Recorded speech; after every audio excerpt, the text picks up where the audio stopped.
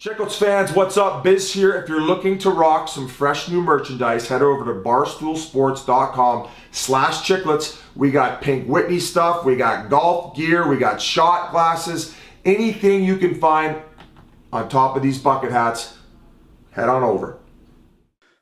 Hello, everybody. Welcome to episode 391 of Spittin Chiclets, presented by Pink Whitney for my friends at New Amsterdam Vodka here in the Barstool Sports podcast family. What is up, gang? The semis are here.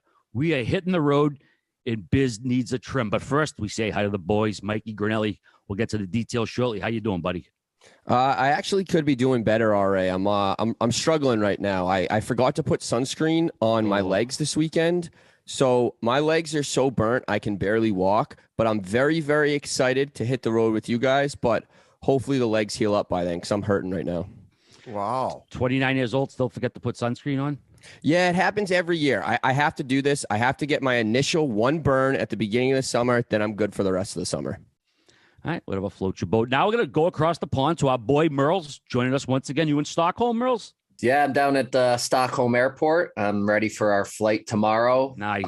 I'm feeling great. Mother's Day weekend was here in Sweden, so I was off the booze, clean living. I let the wife go out Friday night with her friends. I was home just watching the Champions League final on Saturday, and Sunday I, treated her like the princess my mother should be. So wait, so you got hammered by two Mother's Days? Yeah, it's two Mother's Day. That's how good of a mom she is. She gets 2 days. That's nice. Awesome. So what's it like being a domesticated husband? Like, do you like turning on that button once in a while? Like, is it hard for you to keep it on the rails? Like, you didn't have one drop of alcohol during the soccer game? Like, you didn't sneak a couple? You caught me. I had one beer. I snuck out Saturday to go buy the spa package for her for the Mother's Day gift. Of course, wait till last minute. And there was about a 30-minute window between I was going to meet her for the Zabinayed hamburger dinner and that. So I snuck to the sports bar for one quick one. It don't count one. That's kind of degenerate. The bartender's like, Murray, you got how much time you got? He's like, 30 minutes. All right, he'll have five beers. This is perfect. It was the semifinals. US Finland was on as well. So I was watching some hockey working too. So dude, part of the job. Got the Finnish Frank the Tank over here just getting crippled in 30 minutes. Why did you take an Uber home? I flat tire. It was one, I promise. Yeah. All right. You would have fit right in with the 60s or 70s dads, Merle's, sneaking all these fucking little drinks in. All right, bounce them back over. Biz, that's a familiar background. Look like you're back home in the Southwest. What's going on, brother? How are we feeling after the outcome of the Battle of Alberta? Oh, fucking buddy. Calgary did not deserve to win that series. We're going to get into the hockey talk later. I got the big fat fucking L on my forehead again. I've been eating L's all playoff long. People think I'm fucking around about my Rangers pick. That is just my gut instinct tonight. I think they're actually going to advance, and then I'm going to eat another big fucking L and not call them the Fugazis. But it's been good to be home for 48 hours. Got a couple hikes in, got some sun. It's been a great week planning an amazing week for the Chiclets crew. Like, obviously with Grinelli's help, Jeff, we've gotten some bounces. We are going to be in Denver. We got a live event planned there. We're going to be going to the game in a suite, game 2 in Colorado.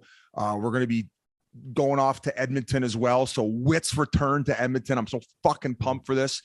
We got a half box there as well. So we're going to be in the mixed games 2 and 3. It was a great 48 hours, but more importantly, RA, are we going to be seeing you at the fucking Met Gala pretty soon here? Like, with all this blowback from Shoresy, like, holy shit, buddy.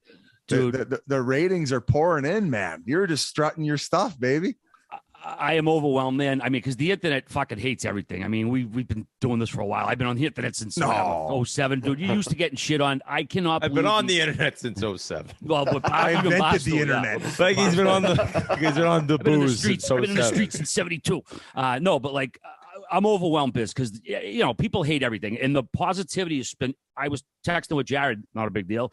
And like, dude, it's like over 99% of the positivity. Like, whether it's in Instagram, like getting texts from friends and family on Twitter, it's amazing. And I think that's a testament to the show. Like, I know I pumped it up, and I said I'm not just pumping it up because I'm in it. It's that fucking good. And just go read the comments, man. They're not bots. They're people who have watched it, enjoyed it, liked it, and yeah, they like what I did, which is I was waiting to get roasted for everything, and it's been awesome, man. It's been That's awesome, buddy. I'm super. Well, we got to go back to Sunburn Boy over here. Gee, you watched it. You said you loved it. There were a few parts that really stuck out to you. Like what got you cackling? Dude, Shorzy is the guy himself his character is so fucking funny. Him as the ref in episode 1. I saw the clips. It's unbelievable. And like RA said, it's just like hockey's never had this type of show before. So it was really nice to just like watch it and get the laughs, the chirps and all that stuff. It almost reminded me of a Chiclets episode. It also too, like if you watch Letterkenny, you probably think, oh, sure, this guy's a hockey donkey, typical thing. But it comes across that way, dude. Like Jared, what's wrong with that? He does such an awesome job of like fleshing out the character, giving him a background. You know, he creates a little empathy for him, and you understand why the kind of the way he is. But it's so fucking good. So if you haven't watched it, America on Hulu and up in Canada, Crave. So good, but let's check in with the Wit Dog. Speaking of Wit Dog looks like a vodka mogul over there. Are you wearing a disguise up there or what? Whit? How are we going to be feeling back in Edmonton? Let's go Oilers! Let's go Oilers! Biz, keep pumping your fist, you bum. Yeah. All you Oilers fans at home, did I ever leave you? No. All year I said this. I made that bet. I knew my ear was never going to be pierced. I was scared a couple of times, but I knew it. All these stupid clips from Biz, all this trash talk, him talking about Adrian Kempe pointing to his friggin' earlobe like he thought I was going to be getting my ear pierced. No. They move on. They're a complete wagon of a hockey team, and I've stuck with them every single step of the way. And now, one of the worst players to ever play for the Edmonton Oilers on a couple of the worst teams that the Edmonton Oilers have ever had. Yours truly is going back as a son of the city of Edmonton, because I have brought this team to the promised land along with McDavid, along with Draisaitl, along with Smith. How good's Yamamoto? I love Evan Bouchard. This is a hell of a fucking hockey team. Yeah. If you think Colorado's going to walk all over them, you're nutso. So I cannot wait to get back. I just knew, Biz. I knew game 1. Now, granted, I was panicked. I think we did a show right after game 1. I was very nervous, but I also said to myself, I said, listen, they just scored 6 fucking goals, and they've scored on them all year. If we could just reel it in a little bit on the defensive side. And what did we do? We won 4 straight. Your scrubby ass team from Calgary couldn't even fucking muster up a game 6 in the series. Well, they should have fucking had a game 6. No, we'll get into that. Fuck Get into that. Fuck my you. weekend, though. My You work weekend. for the fucking league or what? No. I am correct. And I think if you know hockey and you're not a Calgary's Flame diehard, you also know that was no goal. But my weekend, the Wollaston Cup. It's a member. This is basically a PSA or a discussion for any married man with kids who plays golf. The most insane golf tournament I've ever been a part of. You want to know why? You play Friday, you play Saturday. If you keep winning, you play Sunday. You play another round Sunday, 36. It's Monday morning. I woke up. I said, hey, we're in the championship final of the losers bracket because we lost Friday, and you keep going. She goes, you're playing fucking golf again today.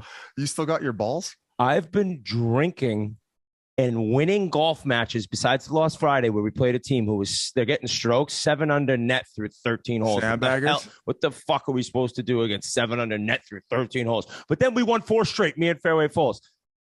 But more than anything, I've been on a bender for the last 5 days because of one thing, and that's the Edmonton Oilers on Thursday night, closing out those shitbags from Calgary. Let's go Oilers! And the other thing is, Biz, I hear about shaving your head and people are going to shave your head. Talkett might shave your head. He's going to bick it, right? You trust somebody to bick it? No. So actually, we should probably bring people up to speed. So right now we're in talks to actually give Edmonton Oilers fans the prize of witnessing my head being shaved because you guys were the one to get it done. And the agreement was it would happen for a week. Well, if they at least push it to 5 games, you will get 3 broadcasts and it will run a full week if it happens Saturday live at the Moss Pit in Edmonton at 4:45 before we go on the broadcast. Now, what's going to happen is if that ends up being lined up, Whit, if you want to jump on the mic and say your piece, and if you have the balls to chirp me in front of all those Oiler fans to my face about how I was wrong, you can. If you want to hand the baton off the talk and have anybody else do it, all good. You get the razor It'll go down to where it's almost bicked, but will we have a barber on site who's going to bring it down to the clean behind the scenes? That's so respectable. I thought you were going to try to just go really shave, but that's very honorable. This is going to be Peter Man's biz. By the time I go on the broadcast on Saturday night, live from fucking Edmonton, outside the arena at the Moss Pit, everyone's going to see me on national television as Peter Mansbiz, down to the wood. And we just have to now line up the barber once we get confirmation from the Oilers, and they have reached out. So we're in contact right now. It's going to be as big as the top as RA's head. And I'll be like that for 3 games on the national broadcast. Some people are like, oh, we want the whole, it's like, listen, Edmonton fans deserve this. They deserve to laugh at me like the clown that I am. And in the fact that I was adamant that they were going to mop the floor with the Edmonton Oilers. I didn't even think the fucking Edmonton Oilers were going to make playoffs at one point this season. So you guys get the last laugh. And the last thing, do you guys want to jump into it now, RA, before we end up? One thing I want to mention. Okay, we're going to get into the fucking no goal call. In December, the Oilers, they took over, I think December 1st, they took over first place in the Western Conference, and we were buzzing and we were flying high. And that was probably about 50, 60 days after our bet. And then they went on an absolute dumpster fire of a run. I believe they were 2-11-2. It felt like they were 1-30 on a span through December and January. And so many people like you shit on this team. And when you have a player like McDavid, and Draisaitl did not take a back seat, 17 friggin' points in 5 games, those two can carry a team to a Stanley Cup. I truly believe it. So I'm very looking forward to this round. Are we the underdogs? Yeah. Were we the underdogs against Calgary? Big time. And I love where we're at. And I wanted to say, Biz, thank you for picking the Flames and looking like such an idiot. You're welcome. And quickly, RA, to go back to things. So we're going to be in Denver. We're going to get in on Wednesday morning. We got a live event there. Durnelli's going to give you the details right now. It's all in relation to Pink Whitney, where we're going to show up on Wednesday in Denver and then Friday in Edmonton. Yeah, so Wednesday we'll watch the Eastern Conference Finals game. It will be at Avante Food and Beverage in Denver. We'll be in the lower lounge section, and that'll be from 6 to 9. The address of that is 3200 North Pecos Street in Denver, Colorado. So we're excited. It should be fun. That'll be a time. Where are we going in Edmonton? So Edmonton, we're going to a bar called Greta. What we're going to do is we're going to watch the Eastern Conference Finals game 2 ourselves after we land from getting in from Denver. Then we're going to kind of, decompress, have dinner, absorb the game so we can talk about it on the podcast and what we saw. And then after that, we're going to be kicking off at Greta around 8:30 to 10:30. It's going to be a 2-hour. We're going to show up, interact, say hello to the fans. I would get there earlier. It's a place that has like Pac-Man RA. It has all those fun old school arcade games. They're going to have a bubble hockey game in which last time I went there, I fucking dummied every fucking kid that tried to come up and play me in bubble hockey. I bet them over. Hey, RA, I'll play you first game, you fucker. I want in on this too. I wouldn't fuck with Murr with bar games. The guy's a wizard. Okay, all right. That's like how he has a salary now. He goes to bars, gets buckled, and wins every bet there. He had a game today. That's how he had to leave the house. So we get to interact with the fans in a cool setting. It's a cool bar that we're going to have Pink Whitney shots going around. So it's going to be a great way to us to interact in 2 cities that we haven't been, if in a while. And then as far as games 2 and games 3, we're going to be at them live in the mix. We're going to get some interviews when we're in Denver and Edmonton. So we're going to have a fucking great time.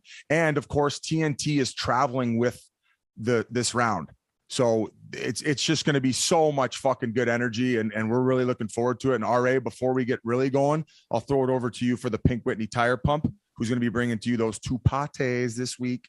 Absolutely. First, Biz, I can't wait till my old man calls me probably 7:30 Saturday night just to ask about your hair, and then me having to explain the bet because the guy's never been on the internet except for YouTube. Lately. Not since 2007, like his son. It's hilarious. He started streaming. It's just crazy because he did a VCR till he was about 50.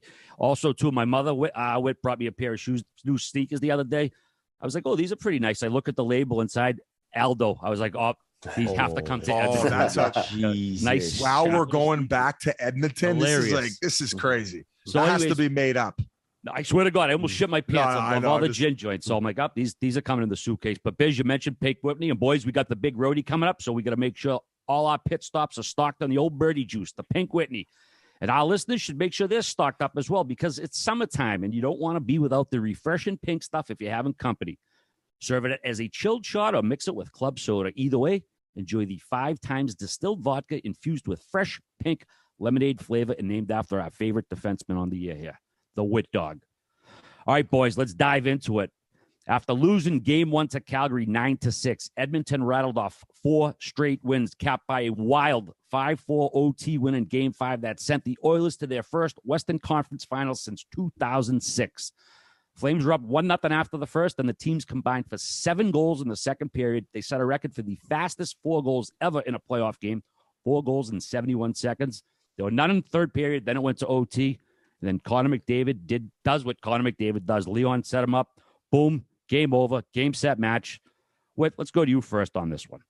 I was so down in the dumps and so worried at the start of that game. It's like, oh, my God. And I really did figure Calgary would throw the kitchen sink at them and it would be try to get through the first period and see what happens. But to go down 2-0 on the road, even though they could score goals at will, it felt like all series. It's still kind of a little bit of a panic. Now, the way they responded and the fact that record, so that series showed us the quickest 4 goals at Stanley Cup history. You said 71 seconds. I have to believe that never gets sniffed again. That was like watching on acid, as Biz usually says. No, you were. It was crazy. I was like, what is going on right now? And then the first game, I believe it was the 2 quickest goals to ever start a Stanley Cup playoff game when Calgary, imagine a Flames fan after the first 30 seconds of game 1. They're like, we're going to sweep this team 10-0 every game.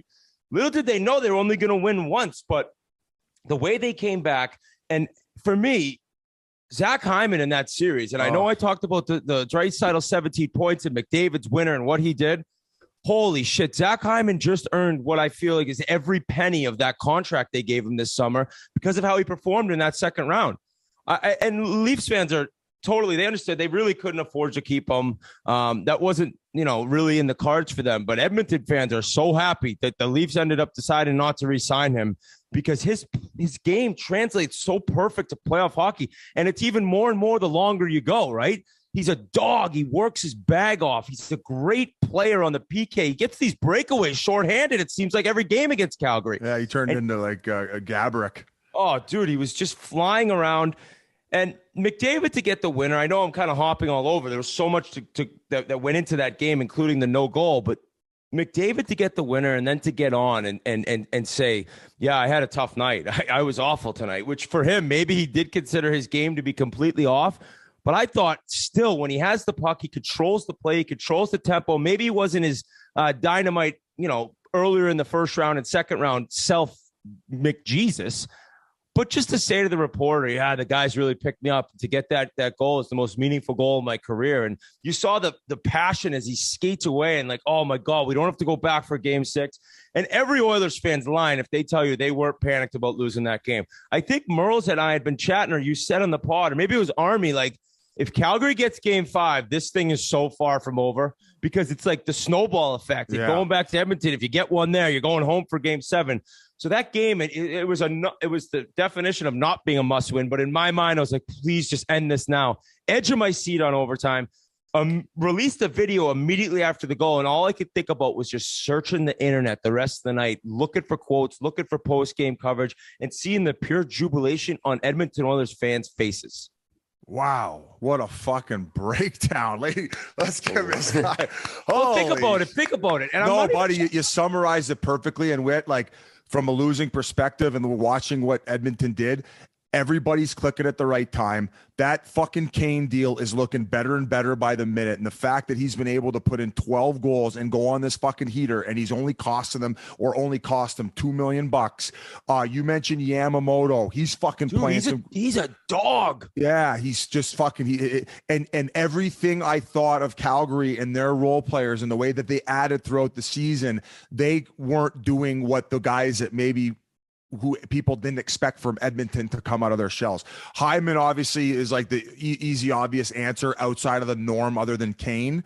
Like, smart move by just turning himself into a post on the side of the net on the power play. That's fucking pretty I know, and McDavid's like, okay, I'll shoot it off the little part of the clear tape that has a puck mark on it from warm-ups. Like, don't worry, I'll drop right at your feet. Just bang it home after. Yeah, it's kind of a genius move. You just basically extend the nets, Yeah. Just filter it in there. Fuck, I could have done that for 30 a season with him. Mike Smith, I mean, great, incredible story. There was a funny article by Wish. Like, obviously, you just never know what's going to happen by the minute with that guy in net, which makes him an luxury factory in itself. Like how he's able to play the puck, how he let that goal in from center. Which, like, he didn't even, it wasn't even center ice, dude. It was top of the circle. Yeah, that was a half quarter, or a farther end one. But nonetheless, a very cool thing to all come together at the right time. And I'll say this, from game one, I told you guys, I'm like, okay, if they're gonna fucking try to play like this all series long, like, this is not gonna work out. They're gonna outrun and gun you. And it just seems like Calgary never really had an answer for any of it. And if anything, when even in game 5, when they got up that 2-goal lead, like, nothing about their game kind of shut down from opening things up. The defensive zone coverage was brutal. It was one of the most entertaining, if not the most entertaining, 5-game series ever, in the way that it all went down. It was utter chaos, cocaine chaos for 5 games, and all of a sudden it was just done. Now, I personally believe that this thing should have went 6 and that goal should have counted. Me and Don Koharski were going fucking toe to toe in the back of TNT. Koho would dummy you. Yeah. By the way, we should get him on. He's got obviously a million stories from reffing, starting with the donut one. But I felt that, all things considered, from that goal that Coleman scored should have counted. There was not enough conclusive evidence to overturn that in any way, shape, or form. Every hockey player that at least I saw, whether it was on the broadcast or afterward, agreed, where the goal on the ice was not Kevin Bieksa. Okay, and I think that guy knows what he's talking about. Buddy, I hear you. Let's have a grown-up discussion about it all. Now, before we do dive in, I'm not a grown-up. I'm a child. Grinelli, what did you think of it? Quick, goal or no goal? Goal. Yeah, I definitely thought it was a goal.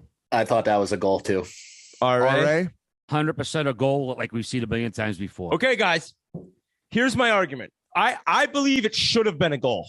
But if you go on the law and the way the rule is kind of called, you can't have a kicking motion. I'm not saying there was a big kicking motion. You're also allowed to angle the puck, angle your foot. So if the puck is flying at you and you angle and open your skate, boom, it can hit the skate and go in.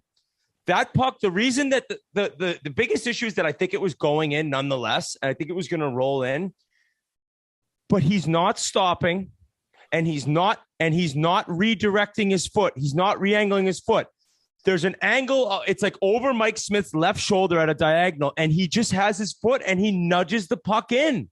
And that is no goal. It's like, think about the league, the way they call the rule. They called it a goal on the ice and they still took it back, which usually makes it even harder because that puck is sitting there and his foot hits the puck and it goes in without in the attempt of stopping it hitting and without the attempt of just angling your foot and having go in. He moved his foot into the puck ever so slightly and it went across the line.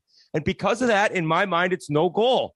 He is not, his blade isn't even on the ice. If he was stopping and trying to make the attempt to stop and the puck went in, there would have been snow flying up from the ice. There was nothing. Okay, so where I disagree with you on that point, and then I'll back up and kind of go through the whole thing, is if you watch from the angle of where the Edmonton bench would be and the angle down, he digs in to that edge on the outside edge off of his toe in order to avoid crashing into the post. And you could see that he actually gains the leverage from that stop and that push by avoiding the post from that angle. So where I disagree with everyone is like, oh, you would have seen snow.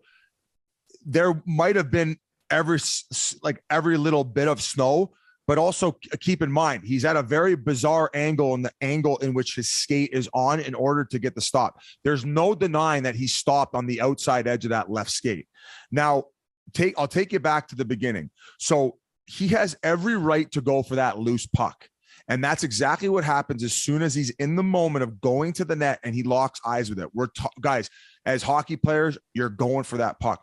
Cody Ceci does an awesome job of disrupting him as he's going to the net, to the point where he clearly interferes with him because he makes contact with him before he actually touches the puck and knocks his left hip and pushes him in and then so Coleman's right side of his body, his right leg, hits Smitty.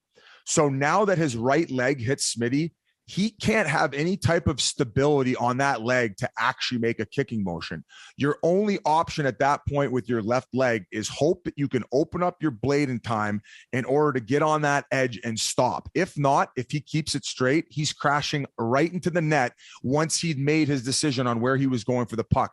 Also, did not only CC hit his left hip, he got his stick too. So he's got nothing at that point. He's so vulnerable to that because he's been put in that situation by Cody Ceci. He has every right to make an attempt to stop to avoid the net. And he did that.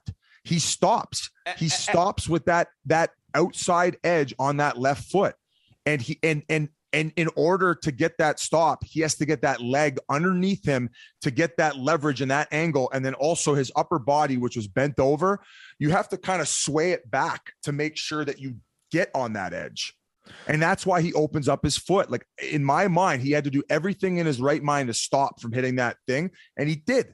The game's moving a million miles an hour, but the way that puck's moving, I'm very surprised he doesn't just let the puck go in. I don't know, man. Like that's kind of the play. And I understand, like, maybe he could say, I'm trying to stop. I didn't even mean to hit it, but I think it's pretty obvious. And I also think you have to take into consideration Nugent Hopkins' reaction, which granted, obviously he's on the other team. You're immediately thinking, what can I do to make this, or hopefully this isn't a goal. But right away, he's like, no. He kicked it. I was right there. I watched him. He booted it in. No goal. Whit, everybody's argument is, he would have avoided the post by just skating. He fucking got hit by Cody Ceci. If you watch it, Biz, he kind of makes contact with Ceci first. He's going to the net and he kind of bumps into him to get offensive position. But he's got, it looks, to my opinion, RA, and you can argue this in Merles or Grinelli, he is first there. He has that right away. He earned that ice. He has a right to that direct line, in my opinion. He doesn't have a right to kick it in. That's what my issue is, the whole distinct kicking motion. Like historically in the NHL, you look like a 1960s field goal kicker. Like you're literally kicking the thing in the net. We've seen so many goals allowed where guys do the subtle thing where like almost off the instep, or even he does on the outside. So it even should have been allowed more. To say it was a distinct kicking motion based on NHL history is a fucking joke. That's my issue with it, which is no surprise because the NHL and inconsistency go hand in hand with these rulings. But I thought, like, there's no fucking way they got it. They took 20 minutes, or however long they took, and they overruled it. I just had the issue with the distinct kicking motion. That's not, I mean, if you kick like that on Broadway, you fucking fight it open at night. Wasn't a kick at all. I don't think. And as I mentioned, like, since his right leg was taken away, you can't just like follow through with that leg off the ice. His skate was on the ice the entire time. And where I disagree with you, he ended up stopping on that edge. Yes. Was it after he made contact with the puck? Look at the time he has to react from when CC hits him to when he actually digs in and makes a stop. Guys, we're talking about fucking 3 feet here when these guys are traveling fucking 15 miles an hour. Like, to slow it down by the fucking frame in this situation and say that he didn't stop is mind numbing to me. So that's just kind of where I don't see some of the other side of the argument, but I think it should have went to 6. Who gives a fuck? They didn't deserve to win. I think they played like a bunch of bozos defensively and they didn't get the secondary scoring, and all the credit to Edmonton. And I'm fucking so happy for McDavid and Draisaitl and the rest of that team. I'm looking forward to this conference final. It is going to be 2 heavyweights going at it, and it sucks that either McDavid and Draisaitl or McKinnon and Makar, 4 of the top 6 players in the world, are not going to be advancing the Stanley Cup. And another year dry, and you saw his quotes at the end of last year after year 9 for McKinnon. So this is going to be a heavyweight bout. Let me just add on to Witt's point about the German. Witt talked about his 17 points in 5 games. That was the 3rd most all time in a series. Middleton had 19 in 7 games, and a guy named Gretzky had 18 in 6 games. So that was ridiculous. And another he easily would have got 9. He would have got 22 had they gone 7. And on the craziest stat was the last 5 games, he's had over 3 points, 3+ points in the last 5 games. Men's league. And he has a sprained ankle. Yeah. I wanted to add that. Like in those last few LA games, it looked like he was like a pirate with a wooden leg.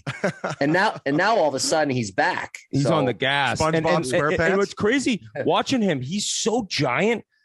He might be the best in the league right now at protecting the puck. He's so good. He just fires his ass into guys, right? He's just boom, backing up into people, throwing his back into their chest. And it creates this little kind of separation where he's able to find guys. He finds them through the seam in the offensive zone. He makes rocket passes to the neutral zone. And Bouchard and Keith, I want to shout them out because on the tying goal Bouchard played awesome. He's got a cannon, that kid. And he also had some moments where he's carrying the puck out of his own zone. He's getting back pressured. His first few steps, dude, he's creating a lot of separation himself. He's got speed. He's got a great shot as a high pick and a young defenseman. I think you're seeing kind of him really grow into his game right now and the confidence you can gain from winning 2 rounds. He's got 3 goals in the playoffs already. Duncan Keith made a beautiful seam pass to Draisaitl, who ended up feeding it for the tying goal to Bouchard. So super impressed by a lot of that. But yeah, it's amazing. And I think RA mentioned it the night we live streamed, which was a lot of fun. I don't think we've chatted with anyone. Have we done a podcast since we live streamed? No, actually, and we're doing one tonight, right? We are on Tuesday. Boom. Oh yeah, we got tonight. All right, and you mentioned on the live stream when we watched Game 4, it looked like McDavid might have been a little injured. He had that fall, I think. And I talked to some people. I think a few days off did him a lot of good. It was like important they closed that series out in 5.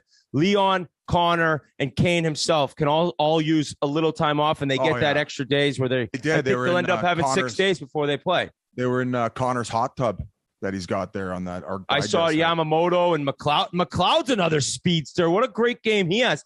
They went and played some golf.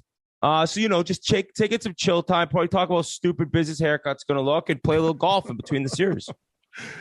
They got a lot. But Edmonton fans, before we move on from this, that's what I appreciated being there and seeing the passion and seeing how disgusted they were with the teams I was on and the player I was. And truly, like, you see a fan base who in the mid-'80s, it was the rite of passage they'd get to the Final Four. They'd get to the conference finals. They'd get to the Stanley Cup finals. And over years and years of pain and suffering and draft pick busts and losing and just bad vibes around the entire team, it's an entire like new life look they're looking at now. And to be back in the conference finals, and that city is buzzing, I'm being told. I cannot wait to get there because I think they're finally realizing, wow, I think we took it for granted back in the 80s. You see how hard it truly is to reach this level in the Cup playoffs. And Wayne's coming back for it too. That's kind of you got McJesus and the GOAT together in the same environment. It's gonna be like Sedona, like the vortex. I know I was vague about the performance by Calgary, but and I feel bad for maybe they were bad. Putting a little bit too much heat on Markstrom. I just think overall, just like nobody had their A stuff. I mean, you go even back to the game winner on McDavid in overtime, just like the awareness that he like not having it, that he's on the ice and getting caught on the wall in that situation where it's just like basic fucking D zone bullshit that was breaking down over and over throughout the series. Like it wasn't what I expected, and I don't really feel like there were adjustments made. It just seems like, and given you guys talked about the bad ankle for Draisaitl, I just don't feel that they made it difficult on him in any type of regard. Although there is a couple clips out there against with guys taking little slashes at it, but I just meant more from a physical perspective of like making him play defense in his own end, not giving him chances off the rush. Like that's the easy hockey I'm talking about. That stuff kind of shady. It was there was some clips of them kind of going at it, and I'm not sure what type of effect that did have on Draisaitl because it doesn't look like it fucking worked. Maybe they should have just fucking worried about their own game and do worrying about what they do best. And even I mentioned it from the beginning of the series, they seem to be getting caught up with Evander Kane in the whole bankruptcy thing. Well, it's I think he might be buying himself out of it because of the contract he's going to get for fucking mopping the floor with your fucking ass, So, I mean, that's pretty much it, RA. I don't know if you saw much from Calgary other than what the way I just described it. Well, I saw the big guns that they busted out for that last game, the trio of well-stacked cowgirls sitting behind the glass, but even they couldn't summon Markstrom to make a big save or get the big guns on the ice going. But pretty impressive nonetheless. I think that you know what I'm talking about. Woodcroft was blocking the titty energy. You saw the photo, right? G, was it you posted it? Oh yeah, those were Cowboys girls, weren't they, Biz? Yeah. Cowboys is this amazing bar in Calgary, and let me tell you, they when they do the Stampede, they have the Cowboys tent. Well, I'll tell you what. I think blowjobs per urinal, porta potty capita. I think that pretty much leads the way. And then there was that clip that went viral a couple years ago. One of the local ladies was getting 2-on-1 no back checkers like fucking Leon, and execution rate like Leon and McDavid buzzing down the wings, filtering in. That's Biz had sex more time in Cowboys than the games in the series went in one day. But anyway, back to couldn't Cowboys. even get 6 games in the series. They throw up, and we're going to be there at some point. I know we're going to make our way to Calgary, hopefully next year when they're making a run. But the Cowboys throwing an unbelievable tent party for the whole 12-15 days of the Calgary Stampede. So they sent in their numero unos, and Woodcroft just kind of cock blocked all that fucking titty energy, and the boys were able to focus in and get the job done. So commend them. Either that or he wrote his number on his hand and was like fucking stamping against okay. I'm joking. That's one way to block. That's one way to cock block. Or for me, I'm pretty sure he's married, but I know. I mean, that's why I gave the disclaimer. Yeah. Either way, I like this new trend, Biz, of busty women behind the glass. I got one more. Speaking of the live stream, we had Kevin Hayes on, and I tried to get him. I put him on the spot there, asking about Johnny Gaudreau. And I don't know if you guys saw Johnny's press conference. It did not sound like a guy coming back to Calgary. No, I know. I meant to bring. That's a good call. Almost like kind of thank yous. It felt like. Yeah. And talking about his neighbor who was shoveling all his snow. He's like, I think he really wants to come back. That was Brad Treeliving. It was Brad Treeliving. Like he had the snow blower out.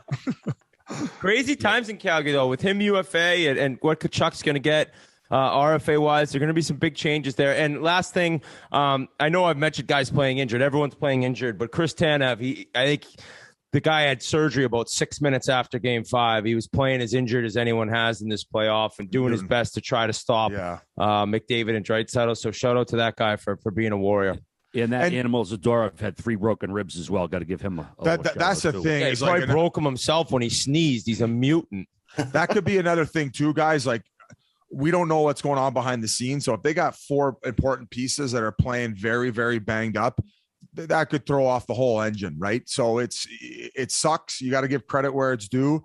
Calgary did not look like themselves for whatever factors that may be. All right, boys, I think we could move along. We haven't mentioned our guest yet. Going to bring him on in a little bit. Hall of Fame defenseman Larry Murphy. Great interview coming to you a little bit. I enjoyed the conversation very much. But first, we have some words from our friends at Shopify. Shopify is the all-in-one commerce platform to start, run, and grow your business. Shopify gives entrepreneurs the resources once reserved for big business. So upstarts, startups, and established businesses alike can sell everywhere, synchronize online and in-person sales, and effortlessly stay informed. Shopify offers online retailers a suite of services, including payments, marketing, shipping, and customer engagement tools. Connect with your customers, drive sales, manage your day-to-day. Shopify instantly lets you accept all major payment methods. Shopify has thousands of integrations and third-party apps, from on-demand printing to accounting to advanced chatbots to and beyond. Go to shopify.com/chiclets, all lowercase, for a free 14-day trial and get full access to Shopify's entire suite of features. Grow your business with Shopify today. Go to shopify.com/chiclets right now. All right, boys. All right. Hey, shout out Army. Shout out Army, guys. What a great bunch of feedback we got with Army coming back on. That guy's born to do this stuff. Merles has known him longer than any of us have, and he was great. So we appreciate him. I think I should have got I should get a finder's fee for dragging him back into us. I know you dragged him to that bar in New York City. Yep. Now we can't let go of him. We're gonna hold on to him forever. I love it. Because you just mentioned Larry Murphy, and he had so much time in Detroit. That E60 documentary on the Red Wings and Avalanche looks like it's going to be unbelievable. I know they got a bunch of the guys involved for a sit down. I texted you guys, but of course, it being long weekend, we weren't able to get him on, or maybe we can. Darren McCarty was in it. He would be a great guy to talk about the filming process of it all, and a guy who had his imprint on it. what a wild debacle. And guys, I tweeted it the other day. There's so much hate going on in this year's playoffs. Like whether you look at, the Battle of Alberta, St. Louis with Avs, there was tons of hate. Carolina and New York do not like each other. And, the Battle of Florida, which kind of didn't really pack a punch, but nonetheless, a great storylines and that being one of the biggest ones in hockey history with an E60. Yeah, I wrote a blog about it. It was one of those remember where you were moments, and those moments are even more impressive, Biz, when they're two teams you generally don't care about it. Of course, when your team wins big games, you remember, but when it's two teams you don't even really watch often or don't care about, that's the good shit, man. I mean, I remember being in the college bar watching it, and then we try to watch the replay late night. Just one of those awesome, crazy nights, and I cannot fucking wait for that doc. It looks awesome, especially the end when they bring out Konstantinov, dude. You're just like, when they showed him at the end of the trailer, I said, what? What was your favorite memory? I think he goes winning, something like that. Beat them. He says, beat them. And it's like you get goosebumps. I mean, because after what happened to that guy. So needless to say, we'll be pumping the shit out of that when we get a date. It's going to air sometime during the final. So great job, Biz, bringing that up because it looks unreal. All right, moving back down to the West, though, I should say a little further south. In Game 6 in St. Louis Friday night, Ville Husso was looking very much like the guy from the regular season, and Game 7 was looking like a pretty good possibility with the Blues heading into the third with a 2-1 lead. But then he suddenly looked like the guy from earlier in the playoffs on JT Compher's tie and goal. Boom, ugly goal, probably shouldn't happen. Still, they were tied. Looks like OT's on the horizon. All of a sudden, 35-year-old Darren Helm shocks the Blues and their home fans. He scores his first of the playoffs with under 6 seconds left. Shocks everybody. Boom. Avs move on. We get the matchup we wanted. Biz, let's go to you first on this one.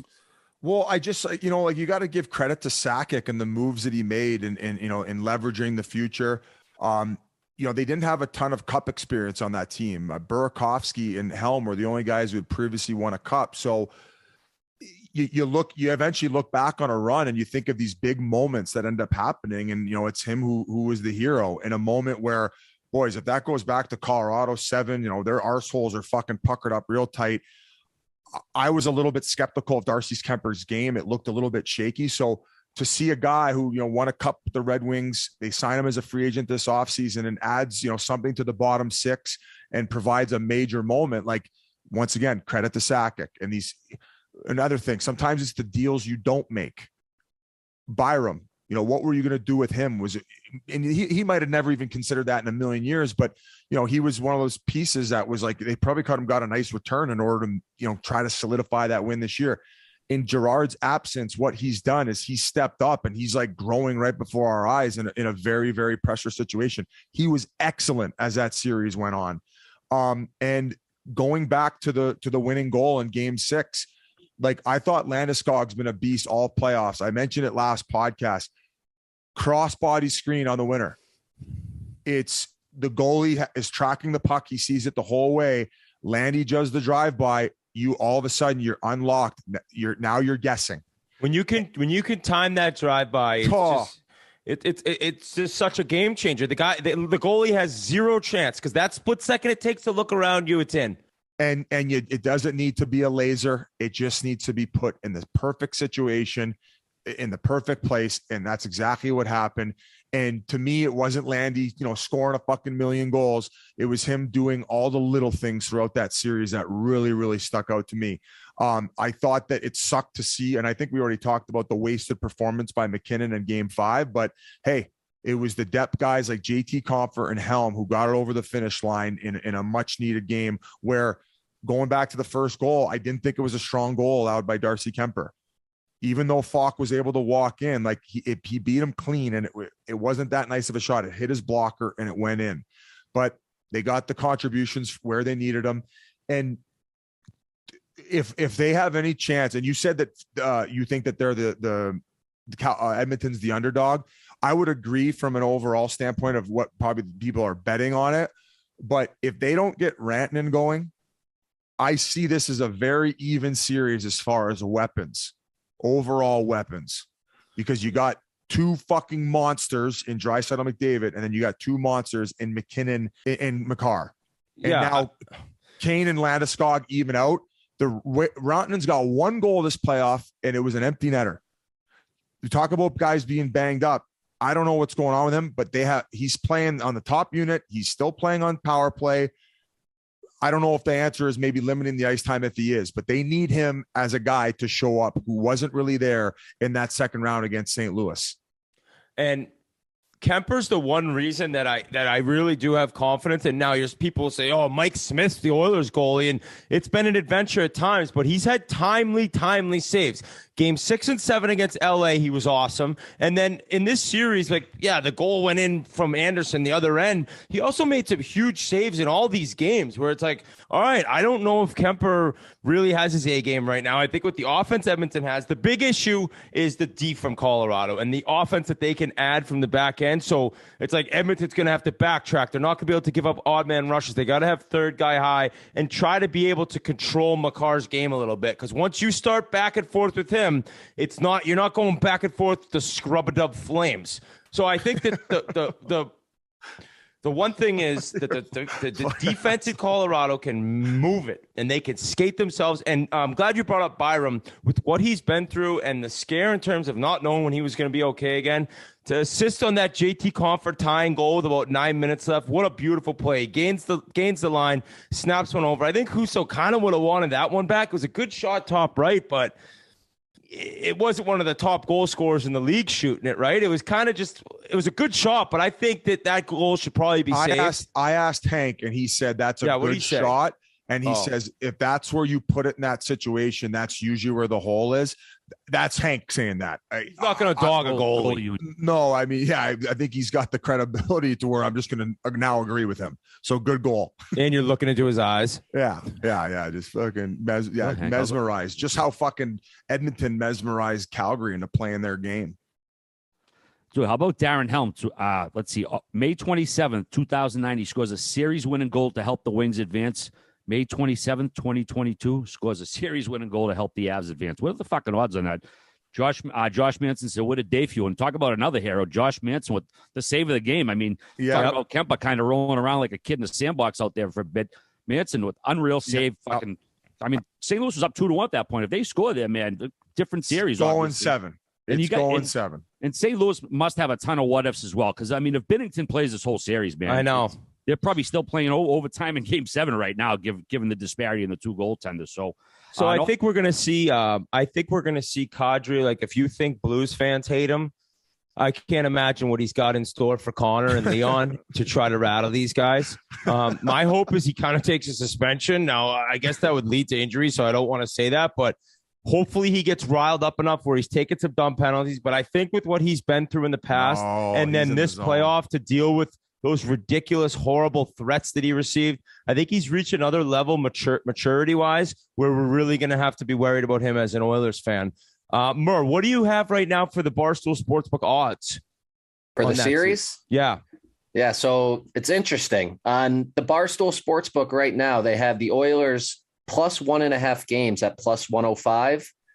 Or you can go over to the score bet in Ontario and you can get the Oilers plus 200. And then on the other side, you can get the Avalanche minus 1.5 games, minus 132 on the Barstool Sportsbook. And on the score bet, it's Avalanche minus 250. So there's a couple different ways, big favorites. The money line's not up on Barstool at this minute, but I'm sure it will be up any second. But definitely big favorites. It's gonna be a game one. I'm not going to say feeling out process. I'm talking as us fans, analysts looking at the game. I think you're going to know a lot about the series after game one. And after Calgary, Edmonton game one, it was like, all right, I guess we're going back and forth.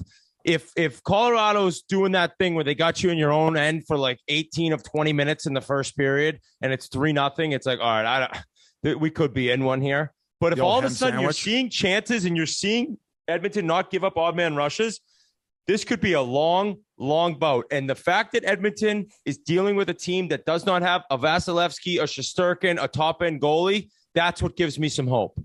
The McMatchup is what they're calling it. I'll give you a little tidbit on this series, Whit, that you probably didn't hear about yet. Well, I haven't heard anything the last 5 days. So drinking, playing golf. So the Oilers flew in on Sunday to get rid of the any altitude or travel problems. Ooh, they're already there. Wow. Yeah. So I could give you a funny story on the altitude. I don't know if anyone. Let's go. I don't know if anyone knows, but I think I was the last player to wear 29 for the Colorado Avalanche before Nate. Very similar games. Wow. Interesting. Yeah. I was only there for exhibition, but I signed there and I went out for a month early to try to get acclimated to this crazy altitude everyone tells me about. I don't remember how I got in touch with him, but Ian LaPierre was there and he calls me the first day I'm in town. He goes, I'll be at the hotel at 7 a.m. I'll pick you up. I'm like, oh man, like I'm obviously not a physical specimen. He brings me up to the Red Rocks concert theater to run the seats, you run this bleachers. So it was the hardest part of my entire training camp. And I ended up having to do it the first day. So it was like a complete waste of time trying to I'm going to get out there and get acclimated so I don't look like an idiot. I looked like a complete idiot. There was like 10 or 12 regulars there. They told the GM, this guy's a fat joke. Yeah. Was it hard to run out there that quick? Yeah, well, I mean, it was. I can't just blame it on the altitude, but I remember when I played for Business Phoenix Coyotes one game in Colorado, and I could feel it in my lungs that first couple shifts. There's definitely something to it. So the Oilers got there early. They're giving their players every chance to make good in the first game. They say it hits you harder for the second game. Really? That's okay. Yeah. So if anything, you're saying bet Oilers game 1 and then Avs game 2. Oh yeah, I mean. Okay. Now listen, I know these high end players. Like right now, I said 4 of the top 6 players in the world are playing in the same series. Is that a fair comment? I would say Makar, McKinnon, Draisaitl, McDavid, 4 of the top 10 players in the world.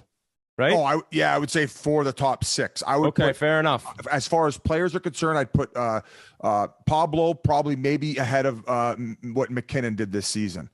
Buddy, the guy scored 60 fucking goals and he's probably going to win the Hart. I'd say that he's up in that category. Regardless, 4 of the top 6. This is what McKinnon had to say about like the hype of it all and us talking about it like that.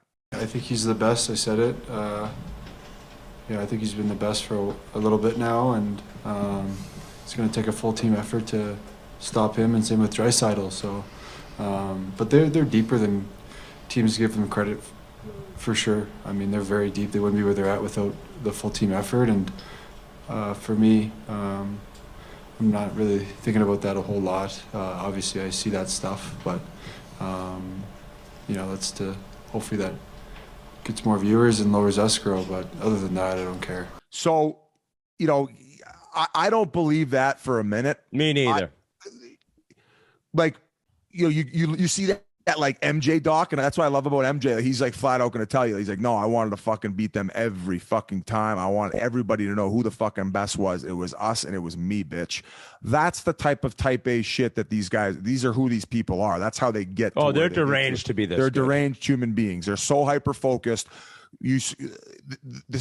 Not having a cup in hockey is worse than any other sport because it's looked at as such from a team standpoint, to the point where guys don't even want to show their personalities because they don't want to stand outside the box of the team perspective. Oh yeah, but he doesn't have a cup. That is like a scarlet letter. They need that fucking cup like they fucking need their next hit. Like they need that. That has to be on their mantle. The other shit really don't mean nothing unless they got that. And when you're 9 years old, it's like these kids, they're phenoms. Like, yeah, they're shooting pucks, but the shots are in overtime of Game 7 of the Cup final. It's like you want to be the best player, but all you actually think about as a youngster is the cup. And I'm not saying that's not the case for winning the Lombardi Trophy for the NBA title. I agree with you though, Biz. There's no sort of as a youngster looking at like what you could win personally. It's all about that ultimate goal, the holy grail. And I think that's why as you get further into the playoffs, you see the pressure. It eats away at these guys where the day in between games on these runs, and I saw it from Crosby and Malkin on the run to the final. You're just, you get to the rink for some treatment. You just totally decompress and you're just shut the world out. Shut the world off. Completely not on the same planet as that next morning. Boom, go to the rink, prepare, pregame nap, meal. Everything's the same. All of the exact same superstitions. And you're a robot for these 2 months. Swings, trying to deal with the swings, how to manage them. some of these guys meditation, like you said, like full blown, they're getting the acupuncture, making sure the hips are firing, like it's eating the proper things, not a lot of boozing going on. These guys right now, I'm telling you, especially these, you never know when your next chance is going to come either. As good as Draisaitl and McDavid are, like, you never know what's going to happen with the team. They're not going to be able to get Kane back for fucking $2 million. But no. I'll tell you what, each of these teams have enough weapons on either side to not have any excuses about who can fucking get the job done. And that is, ego is kind of like a negative word, but there's a lot on the line here. There's some fucking ego involved, and I'll say it for fuck's sakes. And I know the ratings this year, TNT, you guys have killed it, Biz. You're a superstar. ESPN's had some really high-rated games, but the fact that TNT gets to get McKinnon and McDavid one-on-one, head-to-head, I got to think I'm hoping we'll see some of the bigger numbers ever watching playoff games in the U.S. I really hope that's the case, because you're not going to get a better matchup than this. Exactly. You mentioned the Stanley Cup, Biz. It's funny. The first time I drank out of it was in Pittsburgh, 2008. And a couple hours before I did, who did I meet and get a picture with? Larry Murphy. No bullshit. I sent the picture to G, so I think we should send it over to the Hall of Famer right now. We'll get to the rest of the shit in a little bit. But first, we want to let you know that this interview is brought to you by our friends at Game Time, the exclusive ticketing partner of Barstool Sports. It's a new ticketing app that makes it easier than ever to score last-minute deals on tickets to sports, concerts, and shows, and they guarantee the lowest price. They cracked the code on how to score deals and last-minute tickets. Me and G have taken advantage of Game Time this spring, and you ought to do the same. Merles, let me ask you, which game would you go to? NHL, NBA? What would have the best atmosphere to get tickets on Game Time right now, this time of year?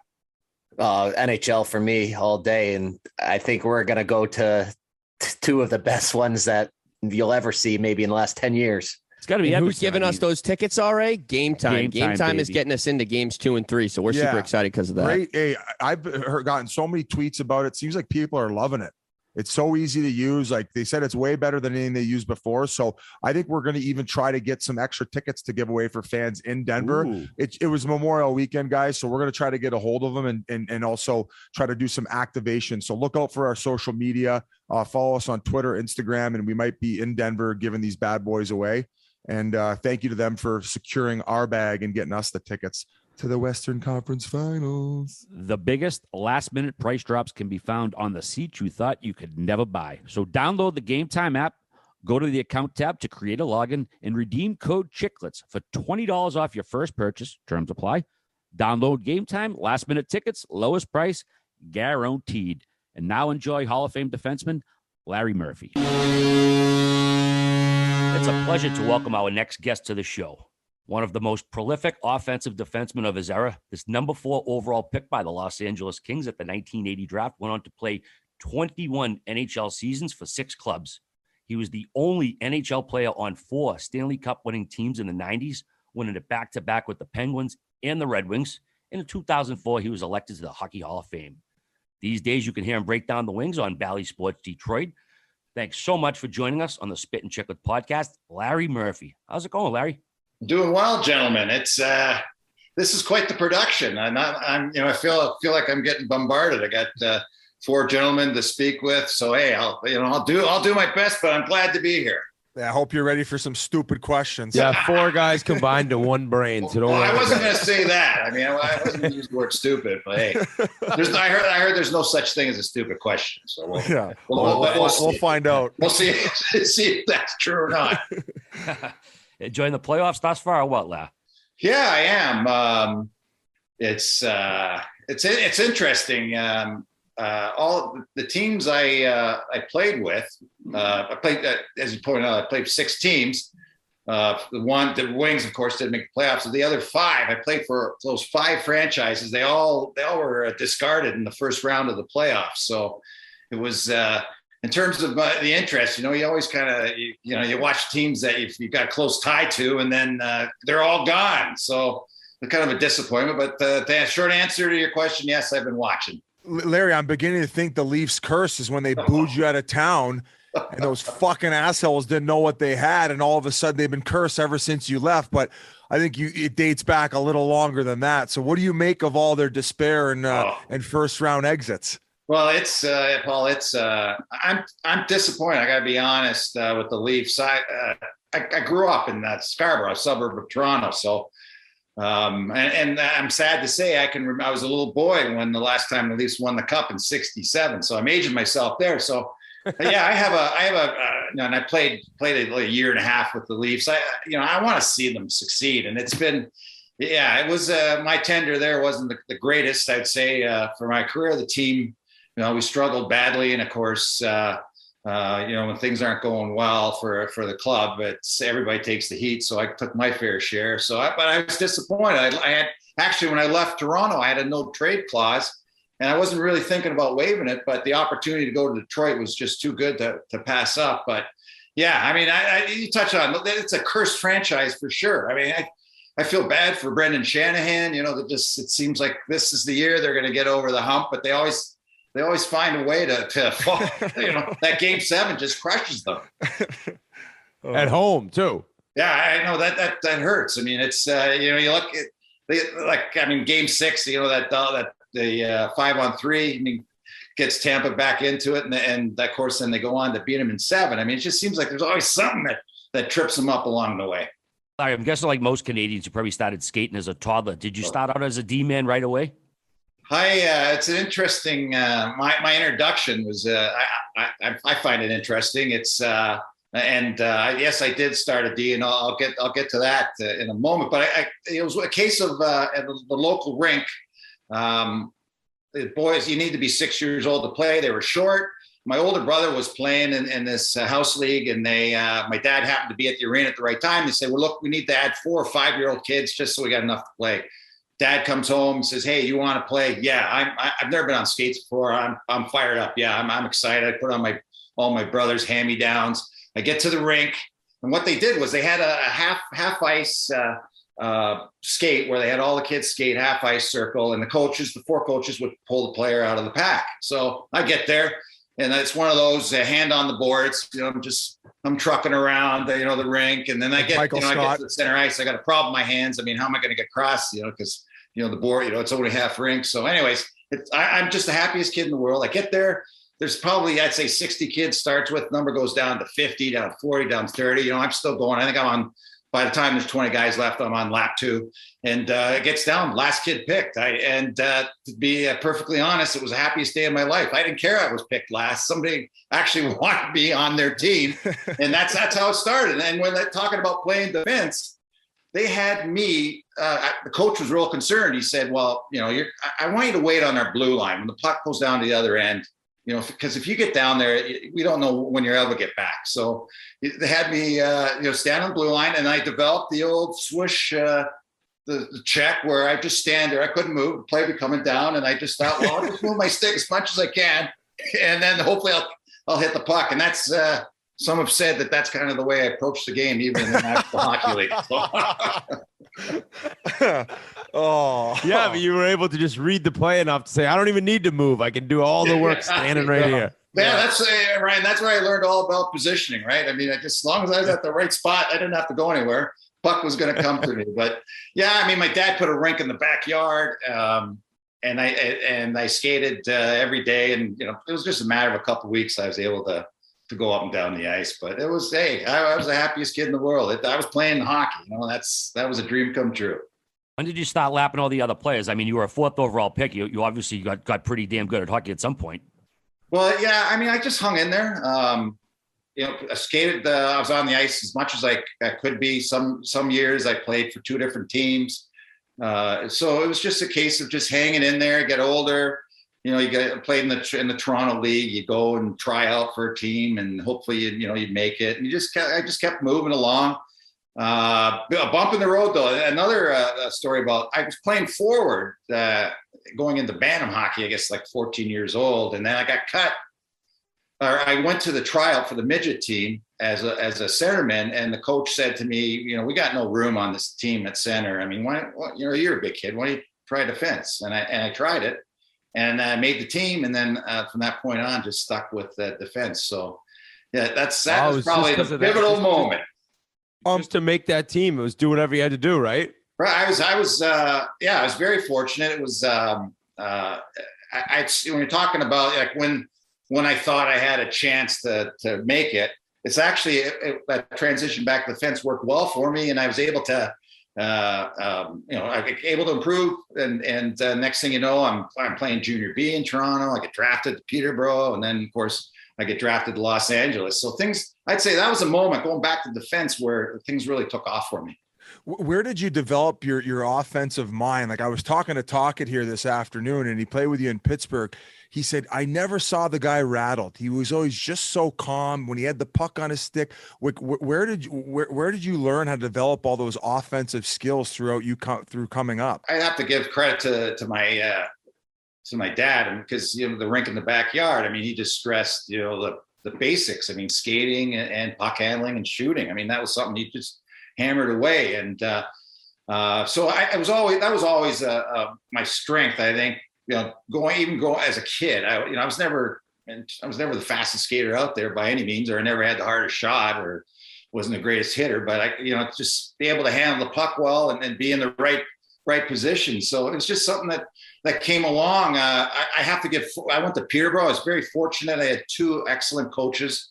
I think that really high. Gary Green, my first year, and we ended up winning the Memorial Cup that year. And then my second year, I had Mike Keenan.